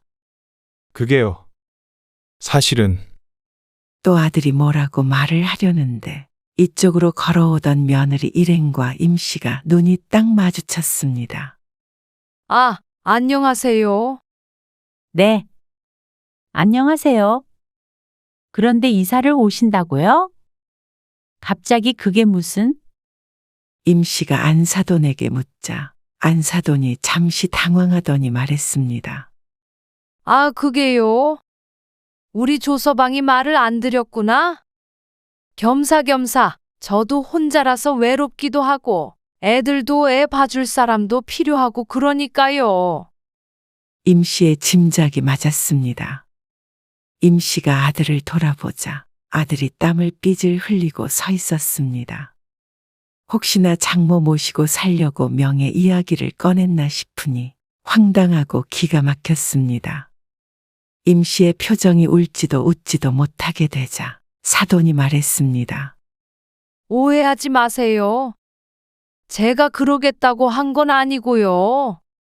애들이 하도 도와달라고 애 좀 봐달라고 그렇게 부탁을 하길래 그러기로 한 거예요. 자꾸 도와준다 어쩐다 하는 사돈도 어이가 없었습니다. 일주일에 한 번 애를 봐주며 100만 원씩 받고 있는 걸 아는데도 그걸로 생색을 내려하나 싶었습니다. 그렇게 힘들면 제가 애는 봐줄 수 있어요. 그러자 사돈이 입을 딱 다물더니 어이가 없다는 듯한 표정을 지었습니다. 괜히 임 씨가 딴지를 건다고 생각하는 듯 했죠. 참나, 그렇게 기분 나빠하실 것 없어요. 제가 애들한테 얼마나 헌신적으로 도움을 주는데요. 그거 아무나 못해요. 사돈도 마음 먹으면 하실 것 같죠? 이렇게 사위 생각하는 장모도 없어요. 도움은 저희 아들도 충분히 많이 주고 있는 것 같네요. 네? 무슨 말씀을? 아니, 지난달에 사돈 드릴 용돈이 제 통장에 잘못 들어온 적이 있는데 100만 원이 들어왔더라고요. 그러자 사돈이 코에서 뜨거운 김이 나올 것처럼 흥흥거리더니 말했습니다. 딸내미 키워서 사위한테 줬는데 그 정도 용돈도 못 받나요? 그리고 우리 딸이 효녀라서 혼자 남은 부모 걱정돼서 가까이 두고 지내고 싶은 마음도 있는 건데 이렇게 서로 도움 주고 같이 살면 좋은 거 아니에요? 사돈은 남편이 있어서 괜찮지만 저는 혼자잖아요. 참, 저도 자식은 하나예요. 귀하게 키웠고요. 그런데 솔직히 이렇게 사는 거는 달갑지 않네요. 뭐라고요? 아니, 솔직한 말로 한 번 줬으면 끝이지. 조서방이 누구를 모시고 살던지 사돈이 상관할 일인가요? 조서방이 사돈보다는 저를 더 모시고 살고 싶나 보죠. 서로의 언성이 조금 높아지자 아들이 임 씨를 말렸습니다. 엄마, 왜 그러세요? 나중에 저랑 얘기하세요. 안 그래도 먼저 말씀드리려고 했어요. 자꾸 며느리 눈치, 장모 눈치 봐가며 자신을 말리는 아들이 야속했습니다. 민성이 네가 벌어서 그 돈 처가에 갖다 바치든 말든 신경 끌게. 네 인생이니까. 그런데 그렇게 할 거면 순수하게 네 능력만으로 해. 그러다가 힘들어지면 그건 네가 감당해야 할 몫이잖아. 그러자 아들이 어리둥절한 표정을 지었습니다. 임 씨가 무슨 말을 하는지 못 알아먹은 듯 했죠. 그러니까 처가에 잘하려거든 네 재산으로 하란 소리야. 이 집은 엄마 아빠 집이니까 우리 건 돌려주고 말이야. 네가 세무사가 됐든 변호사가 됐든 이만큼 가르치고 키운 건 우리가 선택한 거니까 그것까지 갚으라 소리는 안 해. 근데 이제부터는 누구랑 같이 살든 말든 네 능력껏 해. 그러자 아들이 대답하기도 전에 안사돈이 소리를 꽥 질렀습니다. 아니, 줬다가 뺏는 게 어디 있어요? 며느리 표정도 가관이었죠. 저랑 남편이 돈을 열심히 번 건요. 우리 가족을 위해서였지. 사돈네 먹여 살리려고 그런 건 아니에요. 우린 호구가 아니에요. 뭐라고요? 누가 호구를 해요? 민성이 너도 딱 대답해봐. 어떡할 거니? 아들은 대답하지도 못하고 장모와 며느리만 쳐다보기 바빴습니다. 아, 알았어. 안 들어도 알겠으니까 집은 빨리 비워줘. 그러고는 아들에게서 등을 돌렸습니다. 뒤에선 사돈이 고래고래 목청 높여서 임씨를 부르고 있었습니다. 이왕 이렇게 된 거 아들 하나 이민간 셈치고 사돈네에게 줘버리자 싶었습니다. 아들이 그걸 원한다는데 말려봤자 임씨만 나쁜 사람이 되고 말 테니 말이죠. 그런데 다음날 사돈에게서 연락이 왔습니다. 제가 합가를 안 할 테니까요.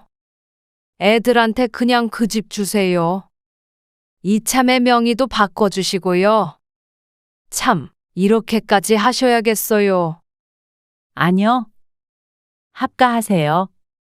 아들이 돈 열심히 벌면 몇 년 뒤엔 집이든 뭐든 사겠죠? 정말 이러실 거예요? 민성이도 부모인 우리보다 처가 식구가 더 중요한 모양이니까요. 그렇게 알콩달콩 사시면 되겠네요. 그러곤 전화를 끊어버렸습니다. 아들도 한 차례 전화가 왔지만 남편이 전화를 바꿔서 불호령을 하는 바람에 변명할 기회도 주어지지 않았습니다. 남편의 성격을 아는 아들은 금세 집을 비웠습니다. 그런 것을 보면 아직 저 스스로 처가 식구를 챙길 모양이었습니다. 참 책임감 있는 호구였습니다. 그렇게 키운 임씨의 탓이겠지만 말이죠. 임씨도 더 이상 심란해하지 않기로 했습니다. 그렇게 와이프 가족 끌어안고 살고 싶다고 하면 더 이상 말릴 기운도 없었습니다. 시간이 지나 저러다 힘들어지면 말겠거니 했습니다. 임씨와 남편은 아들이 살던 집을 처분했습니다. 이제 노후가 좀 더 풍요로워진 셈이었죠. 이제는 아들이고 뭐고 어떻게 살든지 알아서 하라고 하고 임씨도 남편과 자신의 삶만 신경 쓰기로 했습니다. 그러자 마음이 한결 홀가분해졌습니다.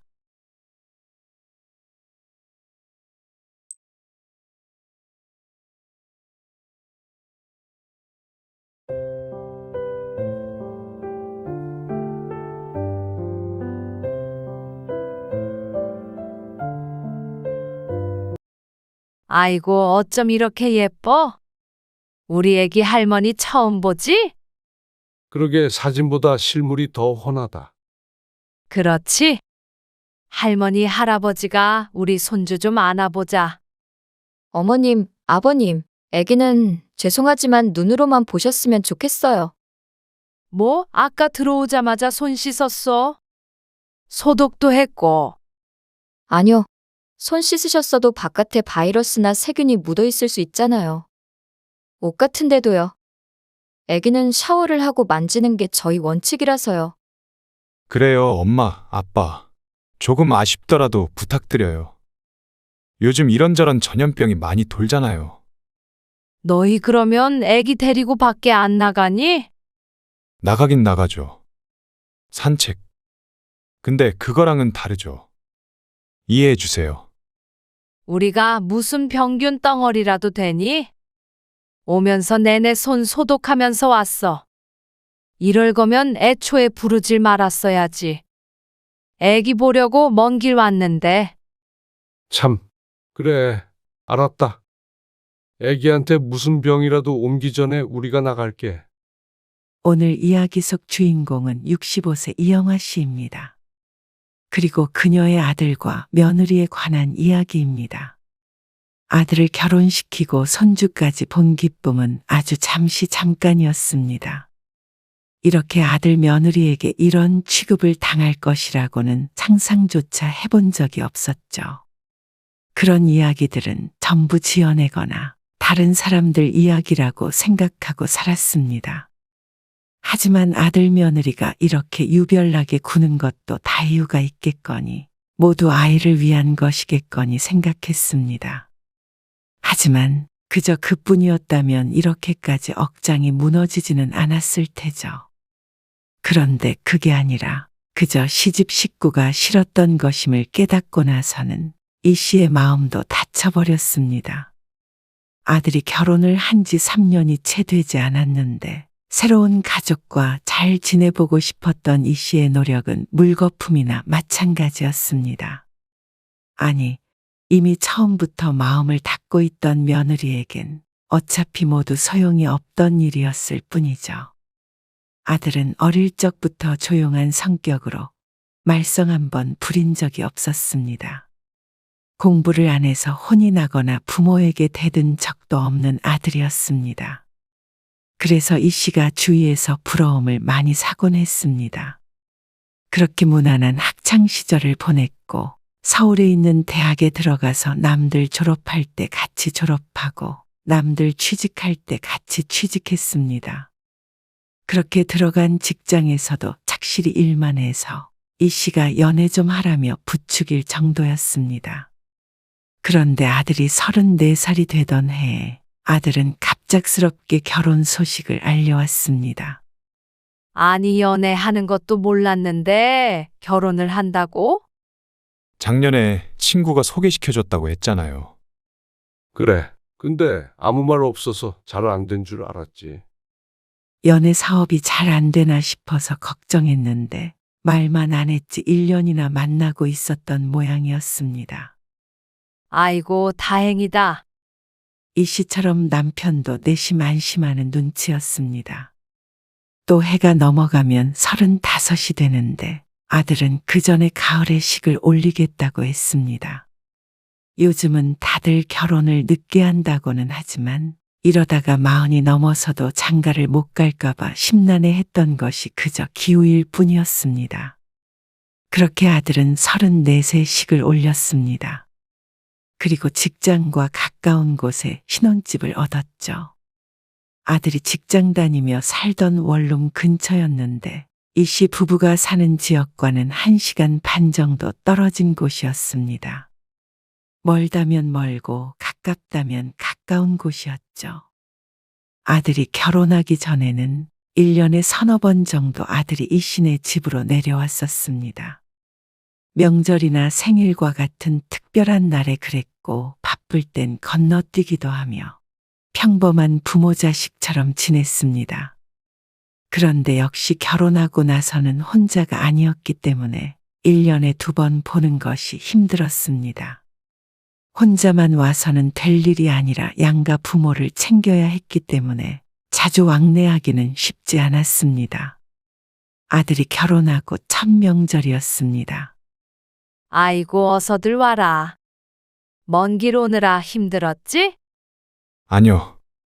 차가 많이 막히진 않았어요. 그래도 고생했지. 물 한 잔씩 줄까? 아니에요. 배고프니까 밥부터 먹을게요. 그래. 어서 앉아라. 뭐 더 차려야 해요? 아니야. 너희는 얼른 앉아. 국만 떠오면 돼. 이 씨와 남편은 아들 내외가 오면 손 하나 까딱하지 못하게 했습니다. 우리 아들도 처가에 가면 사위라고 대접받을 텐데 우리도 며느리를 100년 손님이라고 생각하자고 남편과 늘 다짐하곤 했습니다. 국 좀 더 줄까? 네. 조금만 더 주세요. 아들의 말로는 며느리가 고기를 좋아한다길래 돼지고기, 소고기, 닭고기 종류별로 해놓았습니다. 그리고 이 음식들은 아들 며느리가 도착하는 날 낮에 남편과 함께 하루 종일 만든 것이었죠. 차례는 이 씨의 시어머니가 돌아가시고 나서는 안 지내고 이렇게 명절 전날 저녁 한 끼, 다음날 당일 아침 한 끼 정도 먹고 헤어졌습니다. 그리고 아들이 결혼하니 반찬 가짓수는 확실히 늘어났죠. 물 좀. 성환이 네가 물 좀 떠다 줘라. 특히나 며느리는 물 한 잔도 제 손으로 못 떠다 먹게 했습니다. 설거지도 아들을 시키면 시켰지. 며느리는 가만히 앉아서 차려주는 음식만 먹고 가라고 했죠. 그렇게 해도 불편한 게 시집인 것을 이 씨도 알고 있었기 때문에 특히 신경 써서 대접을 했습니다. 대가를 바라고 그런 것은 아니었지만 내가 잘 대하면 며느리도 시어머니인 나를 어려워하지 않고 잘 지낼 수 있을 거라고 생각했습니다. 하지만 그게 착각인 것을 당시엔 몰랐죠. 첫 명절 후 몇 달이 지나 여름쯤이 되었을 때 이 씨는 남편과 함께 아들네 집에 방문하게 되었습니다. 아들이 결혼한 지 1년이 조금 안 돼요. 처음으로 가게 된 것이었죠. 친척 행사에 방문하는 김에 30분 거리인 아들 집에 들려서 식사나 함께 하려고 했던 것이 이 씨 부부의 계획이었습니다. 제가 회사에 급한 일이 생겨서요. 오전에 잠깐 다녀와야 하는데 그래서 모시러는 못 갈 것 같아요. 택시 타고 가 계실래요? 터미널에 거의 도착할 때쯤 아들에게서 받은 전화였습니다. 마중 나오기로 했던 아들이 급한 일이 생겼다고 했습니다. 주말인데 회사에 나가야 해. 그러게요. 잠깐이면 돼요. 지금부터 한 1시간 안 걸려요. 그러면서 문자 메시지로 주소만 남긴 아들. 버스를 타도 20분이면 도착한다고 했지만 괜히 길을 헤맬까 싶어서 이 씨는 남편과 함께 택시를 탔습니다. 저기 저 아파트인가 보다. 택시를 타고 20분쯤 가자 아들이 일러준 아파트가 보였습니다. 기사님, 여기 근처 마트에 좀 세워주세요. 처음으로 아들네 방문하는 것이기 때문에 빈손으로 갈 수는 없었죠. 이 씨의 말을 들은 택시는 아파트를 지나쳐서 골목으로 꽤나 깊이 들어갔습니다. 그리고 마트에서 과일 상자를 사서 나오자 이 씨도 남편도 주위를 두리번 거리게 되었습니다. 아까 아파트가 저쪽 방향이었지. 반대쪽인 것 같은데. 아들네는 꽤나 높은 아파트였는데 주변에 그런 아파트가 하도 많아서 어디가 어딘지 분간이 가지 않았습니다. 일단 큰 길로 나가서 보자. 남편은 과일 상자, 이 씨는 음료수 상자를 각각 들고 한참 걸어서 큰 길로 나갔습니다. 그러자 반대 방향으로 나왔다는 걸 깨달았죠. 저게 성환이네 집이었지. 날이 더워서 땀이 또르르 흘러내렸습니다. 아이고, 미리 사서 택시에 실어 갈 걸 그랬네. 바로 앞에 마트가 있을 줄 알았지. 그렇게 10분쯤 또 걸어서 드디어 아들네 집에 도착한 이 씨 부부. 초인종을 누르자 며느리가 홀로 나왔습니다. 안녕하세요. 아이고, 오랜만이다. 잘 지냈니? 한참 걸은 덕분에 이 씨와 남편의 얼굴이 벌갰습니다. 말을 하는 중간에 아이고 소리가 절로 나왔습니다. 아직 성환이 안 왔지? 이것들은 식탁에 둘게. 무겁게 들고 있던 상자들을 내려놓으니 홀가분했습니다. 그리고 나서 거실 소파에 앉았는데 에어컨을 켰는데도 열기가 가시지를 않았습니다. 목이 타서 며느리를 흘끔 쳐다보았는데 며느리는 기역자로 꺾인 소파의 측면에 앉아서 휴대폰만 내려다 보고 있었습니다. 날이 덥네. 아, 네. 그러네요. 말을 꺼는 이 씨를 잠시 쳐다보더니 다시 시선은 휴대폰을 향했습니다. 땀이 나서 손부채질을 하고 있는데 며느리는 더 이상 대꾸가 없었습니다. 물 좀 한 잔 마셨으면 했지만 물 달라고 하면 괜히 심부름을 시키는 것 같기도 하고 또 부엌에 얼쩡대는 것도 신경 쓰일까 싶어서 망설이고 있었습니다. 자신이 너무 소심한가 싶으면서도 며느리 집에 처음 방문했기 때문에 조심스러웠습니다. 성환이는 곧 온대지? 아, 일이 생겨서 1시간 걸린대요. 퉁명스러운 며느리의 대답. 아들이 금방 도착할 줄 알았던 이 씨도 당황스러웠지만 며느리의 반응이 더욱 이 씨 부부를 안절부절 못하게 만들었습니다. 누군가와 메시지를 주고받는지 휴대폰을 손가락으로 끊임없이 두드리고 있었고 중간중간 진동음도 들렸습니다. 그리고 며느리의 인상은 점점 구겨져 갔죠. 왠지 이 씨의 아들과 연락을 주고받고 있는 것 같은 느낌은 착각이었을까요? 괜히 가시방석에 앉은 기분이었습니다. 물 한 잔 좀 줄 수 있을까? 이 씨가 갈증을 참지 못하고 며느리에게 물었습니다. 아, 네. 부엌에 정수기 있어요. 이 씨가 엉거주춤 일어나서 부엌을 향했습니다. 처음 와보는 집에서 스스로 물을 찾아서 돌아다닐 줄은 몰랐습니다. 싱크대 위에 엎어져 있는 컵을 찾아서 물을 떠서 한 잔 마시고는 거실에 있는 남편에게도 건넸습니다. 그리고 다시 앉아 있는데 불편한 침묵이 흘렀습니다.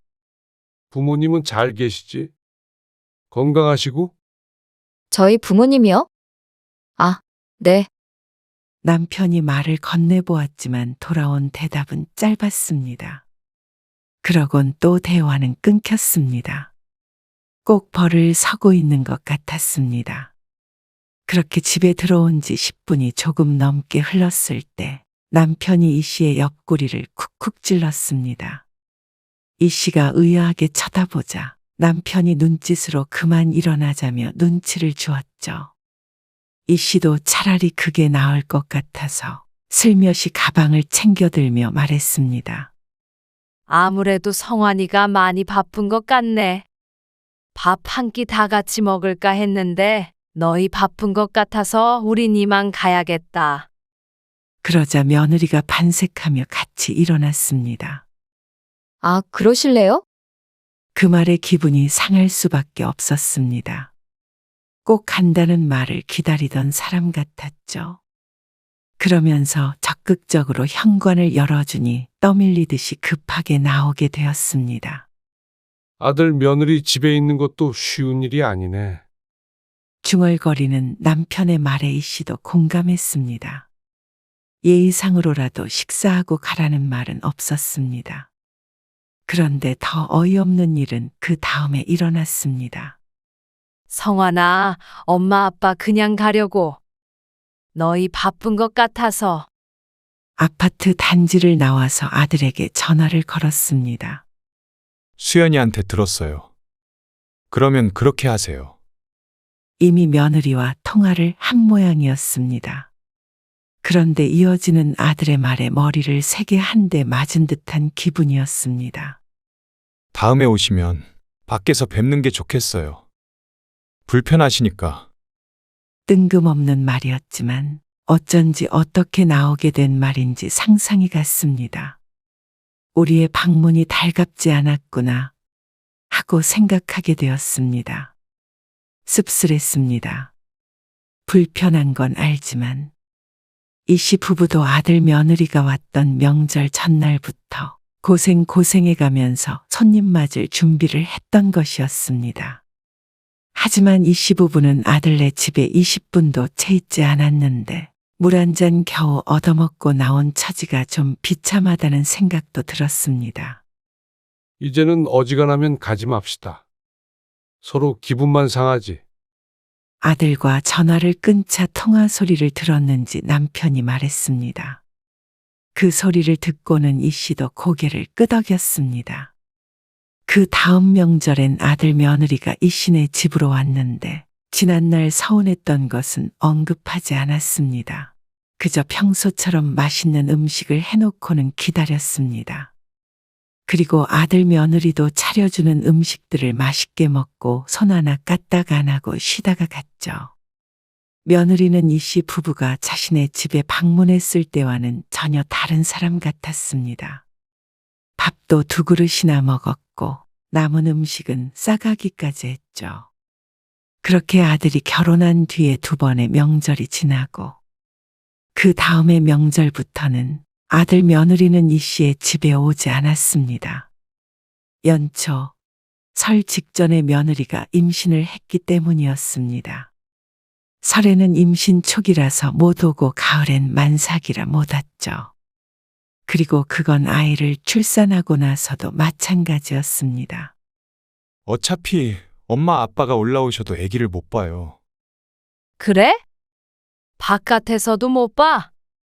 유리통에서 볼 수는 있는데 그거 잠깐 보시려고 먼 길 올라오실 필요는 없잖아요. 사진 보내드릴게요. 아이가 태어나고 나서도 얼른 보러 갈 수가 없었습니다. 병원에 있을 때도 산후조리원에 있을 때도 할머니 할아버지는 아이를 만날 수 없다고 들었습니다. 그리고 산후조리원에서 나왔을 때도 똑같았습니다. 100일이 지날 때까지 잠자코 기다렸다가 아들에게 슬쩍 물어보았지만 난감한 기색을 보였습니다. 몸조리 중이라서 좀 나중에 왔으면 한다는 말을 듣고는 먼저 부를 때까지는 연락하지 말기로 다짐했죠. 그렇다고 섭섭하지 않은 건 아니었습니다. 지난번에 아들에게 듣기로는 며느리의 몸조리를 위해서 안 사더니 자주 방문한다고 들었기 때문이었죠. 그렇게 손주가 태어난 지 6개월이 지났을 때 아들에게 처음으로 초대 연락이 왔습니다. 이번 주말에 올라오실래요? 주말? 그래. 토요일에 갈게. 이 씨는 무척 기뻤습니다. 그리고 남편도 겉으로 표현은 안 했지만 이 씨의 눈에는 기대하는 게 보였습니다. 하지만 그 순간 생각나는 것이 있었습니다. 지난번에 아들네 갔을 때 달갑지 않아 했던 며느리의 반응이었습니다. 그리고 아들은 이제는 밖에서 만나자고 했었죠. 하지만 아기를 바깥에서 만나서 볼 수는 없는 노릇이었습니다. 그런 이 씨를 보고는 남편은 괜한 걱정을 한다며 타박했습니다. 점심쯤에 가서 저녁 먹기 전에 돌아오면 되지. 애 보느라 힘들 텐데 뭘 오래 있으려고 걱정을 해? 내가 오래 있으려고 그러나. 당연히 금방 나오지. 근데 그때 잊었어? 우리 거기서 10분이나 있었나? 20분이나 있었나? 아, 그때는 성환이가 없으니까 어색해서 그랬을 수도 있잖아.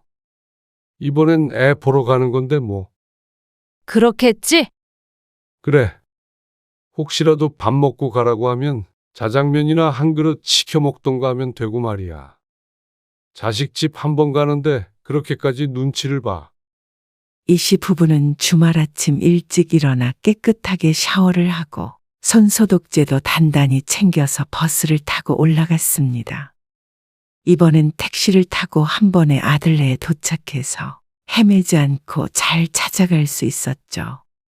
두 손엔 손주 선물이 한가득이었습니다. 아들네 집 앞에 도착한 이 씨 부부는 현관 앞에서 가방을 열었습니다. 당신 이거 좀 문질러.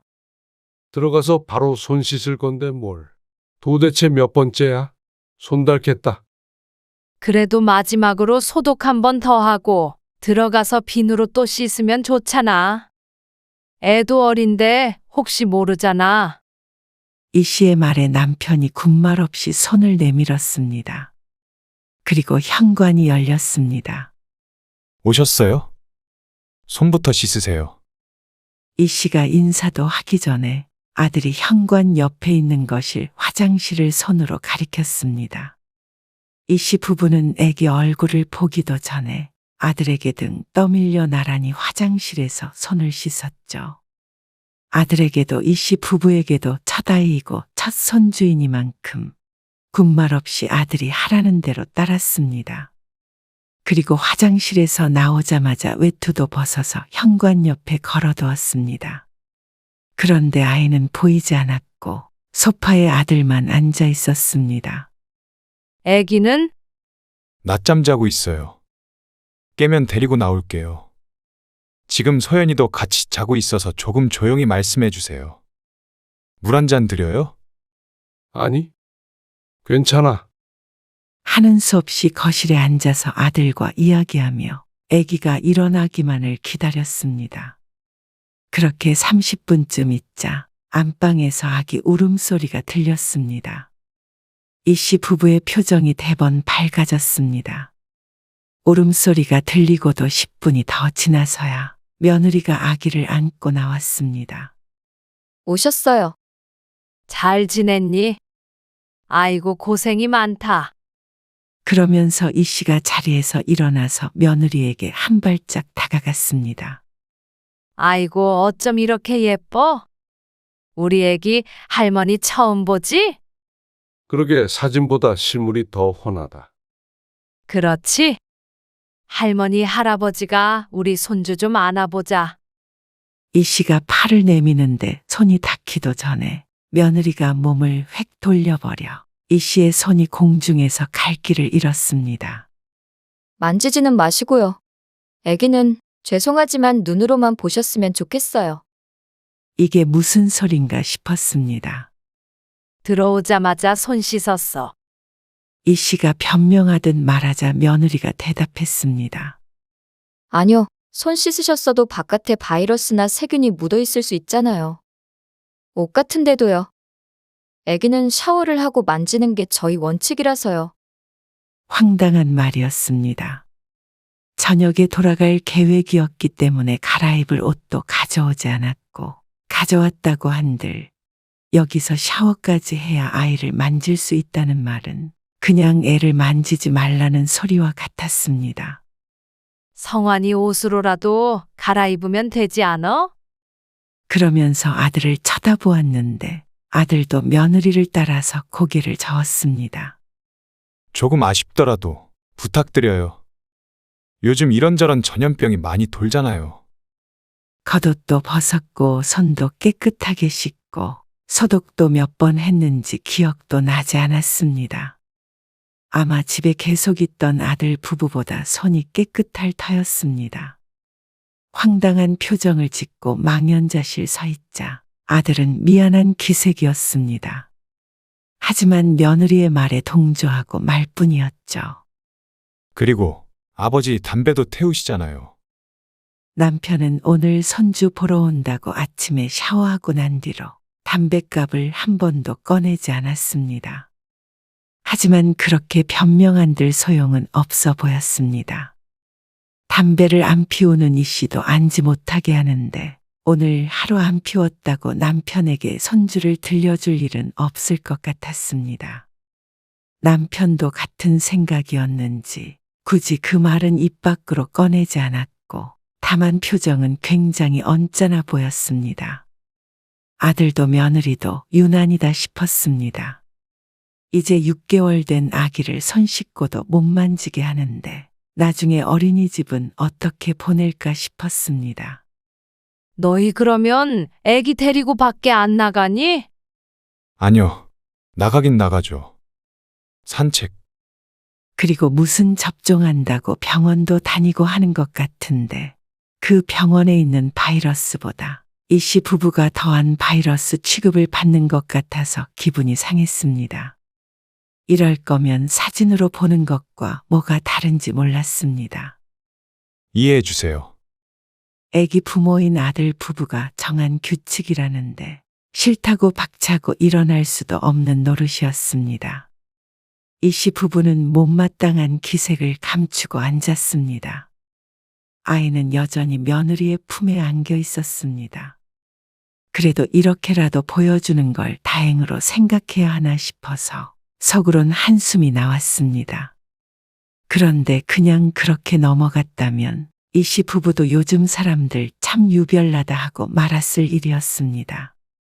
하지만 그게 전부가 아니었죠. 그렇게 앉아서 아기를 눈으로만 보고 있는데 갑작스럽게 현관에서 비밀번호를 누르는 소리가 났습니다. 집주인 둘이 눈앞에 있는데 누군가가 밖에서 문을 열고 들어오려는 것 같아서 놀랐죠. 문이 벌컥 열리고 보이는 얼굴이 낯이 익어서 당황스러웠는데 그건 상대방도 마찬가지인 듯 했습니다. 어머, 사돈이 와 계신 줄은 몰랐네요. 아, 안녕하세요. 엄마? 왜 연락도 없이? 장모님 오셨어요. 안사돈이었습니다. 아, 그냥 주말이고 해서? 너 애기 보기 힘들까 봐 왔지? 둘 다 전화도 안 받길래 그냥 왔어. 아, 어머니 아버지 와 계셔서 확인을 못했어. 어쨌거나 오랜만에 뵙네요. 잠시만요. 안사돈이 반갑게 인사를 건네더니 화장실에서 손을 씻고 나왔습니다. 애기 보러 오셨구나. 너무 예쁘죠? 그러면서 자연스럽게 며느리의 품에서 아이를 전해받으려고 손을 뻗는 안사돈. 엄마, 씻고 와야지. 난감한 표정으로 안사돈을 말리는 며느리를 안사돈이 오히려 이상하다는 듯이 쳐다보았습니다. 방금 손 씻고 왔잖아. 너도 봤잖아? 얘가 왜 이래? 그러더니 품에서 아이를 안아들고는 예뻐 죽는다며 난리를 쳤습니다. 물기 묻은 손으로 얼굴도 쓰다듬고 머리통에 입술도 부비고 하면서 말이죠. 이 씨와 남편이 기가 막혀서 그 모습을 지켜만 보고 있는데 아들이 나서서 변명을 했습니다. 아니, 장모님은 여태 애 봐주셨으니까. 양육자나 마찬가지고요. 엄마 아빠는 외부인이니까 아무래도 그런 게 신경이 쓰여서 만지지 마시라고. 어이가 없었습니다. 스스로도 설득력이 없었는지 점점 목소리가 줄어드는 아들. 바깥에 있다가 온 것은 사돈이나 이씨나 마찬가지였는데 외부인 타령하고 있는 아들이 황당했죠. 그제서야 안사돈이 상황 파악이 됐는지 슬그머니 아기를 다시 며느리의 품에 돌려놓았습니다. 뭔가 오해가 있는 모양이에요? 아무래도 첫애니까 애들이 좀 예민한가 봐요. 아들이고 사돈이고 변명하며 며느리를 감싸느라 바빴습니다. 하지만 그게 아니라는 것을 이 시부부만큼은 정확히 알았습니다. 그냥 시부모가 와서 아기를 만지는 게 고가웠던 것이었죠. 그 와중에 바보 같은 아들은 며느리가 싫다니까 그저 며느리 말만 듣느라 바빴습니다. 지난번에 왔을 때 알아봤어야 했습니다. 그때도 기분이 나빴지만 불편해서 그랬겠거니 하고 애써 스스로 설득하고 타일렀던 자신도 바보 같았습니다. 그러니 샤워를 해야만 만질 수 있는 아이인데 그게 우리한테만 해당이 되는가 보구나. 우리 온다고 새로 만든 규칙인가 보네. 아니, 그게 아니라요. 우리가 무슨 병균 덩어리라도 되니? 오면서 내내 손 소독하면서 왔어. 이럴 거면 애초에 부르질 말았어야지. 아예 안 부르는 건 그래도 양심상 좀 그랬나 보지? 특히나 아들에게 더 서운해서 말이 곱게 나오지 않았습니다. 며느리가 그렇게 생각해도 말렸어야 하는 아들이 오히려 나서서 제 아내만 감싸는 꼴이 참 섭섭했죠. 알았다. 애기한테 무슨 병이라도 옮기 전에 우리가 나갈게. 아니, 사돈 그러지 마시고 이씨 부부는 그렇게 아들네 집을 나와버렸습니다. 집으로 내려오면서도 안사돈 앞에서 느꼈던 모멸감이 잊혀지지가 않았습니다. 얼마나 자신들이 우습게 보였을까 생각하면 가슴이 불타는 것 같았습니다. 아들은 결혼하면 남이라더니 그 말이 진리였습니다. 하지만 아무리 그렇다고 해도 며느리에게 이씨 부부는 남이지만 아들에겐 낳아준 친부모인데 어쩜 그럴 수가 있나 싶었습니다. 이씨 부부가 돌아오고 나서도 아들은 연락을 해서 또 한참을 며느리를 감싸는 변명을 했습니다. 그 와중에 며느리는 문자 한 통도 없었죠. 이렇게 결혼한 자식과 부모는 멀어지나 보다 생각했습니다. 아들도 이제는 내 가족이 아니라 며느리의 남편이라고 생각해야 하나 보다 싶었습니다. 그리고 돌아오는 명절이 되었을 때 이 씨는 아들에게 말했습니다. 이번 명절은 엄마 아빠 바쁘니까 내려오지 말아라. 그리고 다음 명절에도 그랬죠. 아들 며느리가 와봤자 진수성찬 차려놓고 상전 모시듯 해야 할 게 뻔한데 이쁘지도 않은 아들네를 위해서 그렇게 하고 싶지도 않았습니다. 그런데 손주가 두 돌이 되기도 전에 아들은 이 씨에게 전화를 해서 아쉬운 소리를 했습니다. 저 엄마, 좀 도와주세요. 몇 달 전부터 안사돈에게 아이를 맡기고 복직을 했다는 며느리. 2년간 사돈이 아들네 들어가 살면서 아이를 봐주기로 했고 그 뒤에 어린이집으로 보내기로 했다는데 그런 사돈네에게 일이 생겼다는 아들의 설명에 기가 찼습니다. 장인어른이 건강이 안 좋아지셔서 다음 달에 귀농하시겠대요. 그런데 그걸 왜 나한테 도와달라는 거야? 그래서 엄마는 집에 계시니까 2년은 아니더라도 1년 정도만이라도 올라오셔서 좀 도와주실 수 없나 해서요. 그러니까 결국 장모는 사정이 안 되니 자신에게 와서 애를 보라는 말이었습니다.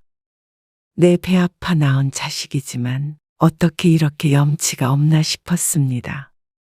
무서워서 맡길 수 있겠어? 애한테 바이러스라도 옮으면 어떡하려고? 아직도 그 얘기세요. 그건 제가 죄송하다고 말씀드렸잖아요. 아, 어린이집을 보내든지 해. 나는 봐줄 생각 없으니까. 아직 어린이집 보내기엔 어리잖아요. 엄마 손주예요. 남들은 돌만 지나도 보낸다더라. 늙은 부모 부려먹을 생각 말고 너희 애는 너희가 알아서 해. 태어나서 한 번밖에 못 본 손주 봐주려고 내가 내 생활까지 포기해가면서 너희 집에 들어가 살아야 하니? 그리고 우리 대단한 며느리 무서워서 어떻게 들어가니? 요즘엔 시부모가 며느리살이 무서워서 가까이 안 산다더라. 나도 내 발로 거기 들어가서 종노릇 할 생각 없다. 왜 그렇게 매정하게 말씀하세요? 매정? 너도 대학 나와서 배울 만큼 배우내면 누가 매정하고 누가 못할 짓을 했는지 정도는 알겠지. 너도 시간 흐르면 알게 되겠지만 너희가 아기를 애지중지하는 것처럼 우리도 너 그렇게 키웠어. 부모 가슴에 대못 박지 말어라. 네 가슴에도 똑같은 못 박힐 테니까. 이 씨는 끝내 아들의 부탁을 거절했습니다. 사과를 했다고 한들 이미 일어난 일은 지워지지 않았고 앞으로도 아들 며느리와 한 공간에서 잘 지낼 자신도 없었습니다. 서로 거리를 두고 지낸 그동안은 그래도 명절이라고 전화도 하고 그랬지만 더 가까이 지냈다가는 그마저도 못할 사이가 될 게 불보듯 뻔했습니다. 어쩌면 며느리는 멀어진 사이를 반가워했겠지만 그건 이 씨 부부도 마찬가지였습니다. 결혼한 아들은 이제 우리 자식이 아니라 며느리 남편이라고 생각하고 살아가기로 하니 마음이 편해졌습니다. 겨우 찾은 마음의 평온함을 깰 생각은 없었습니다. 나이 들어서 아들네 집에 들어가서 애 봐주고 집안일 해주고 욕먹는 그런 삶을 살고 싶지도 않았죠. 그리고 이제 와서 도움이 필요하니 자신이 상처 준 부모에게 전화를 건 아들도 당분간은 보고 싶지 않았습니다. 그리고 이 씨의 남편도 이 씨와 같은 생각이었는지 옆에서 고개를 끄덕였습니다. 시부모 싫다는 며느리 도와주고픈 마음도 없었고 그런 며느리 꽁무니만 바라보고 부모를 등한시하는 아들도 꼴보기가 싫었죠.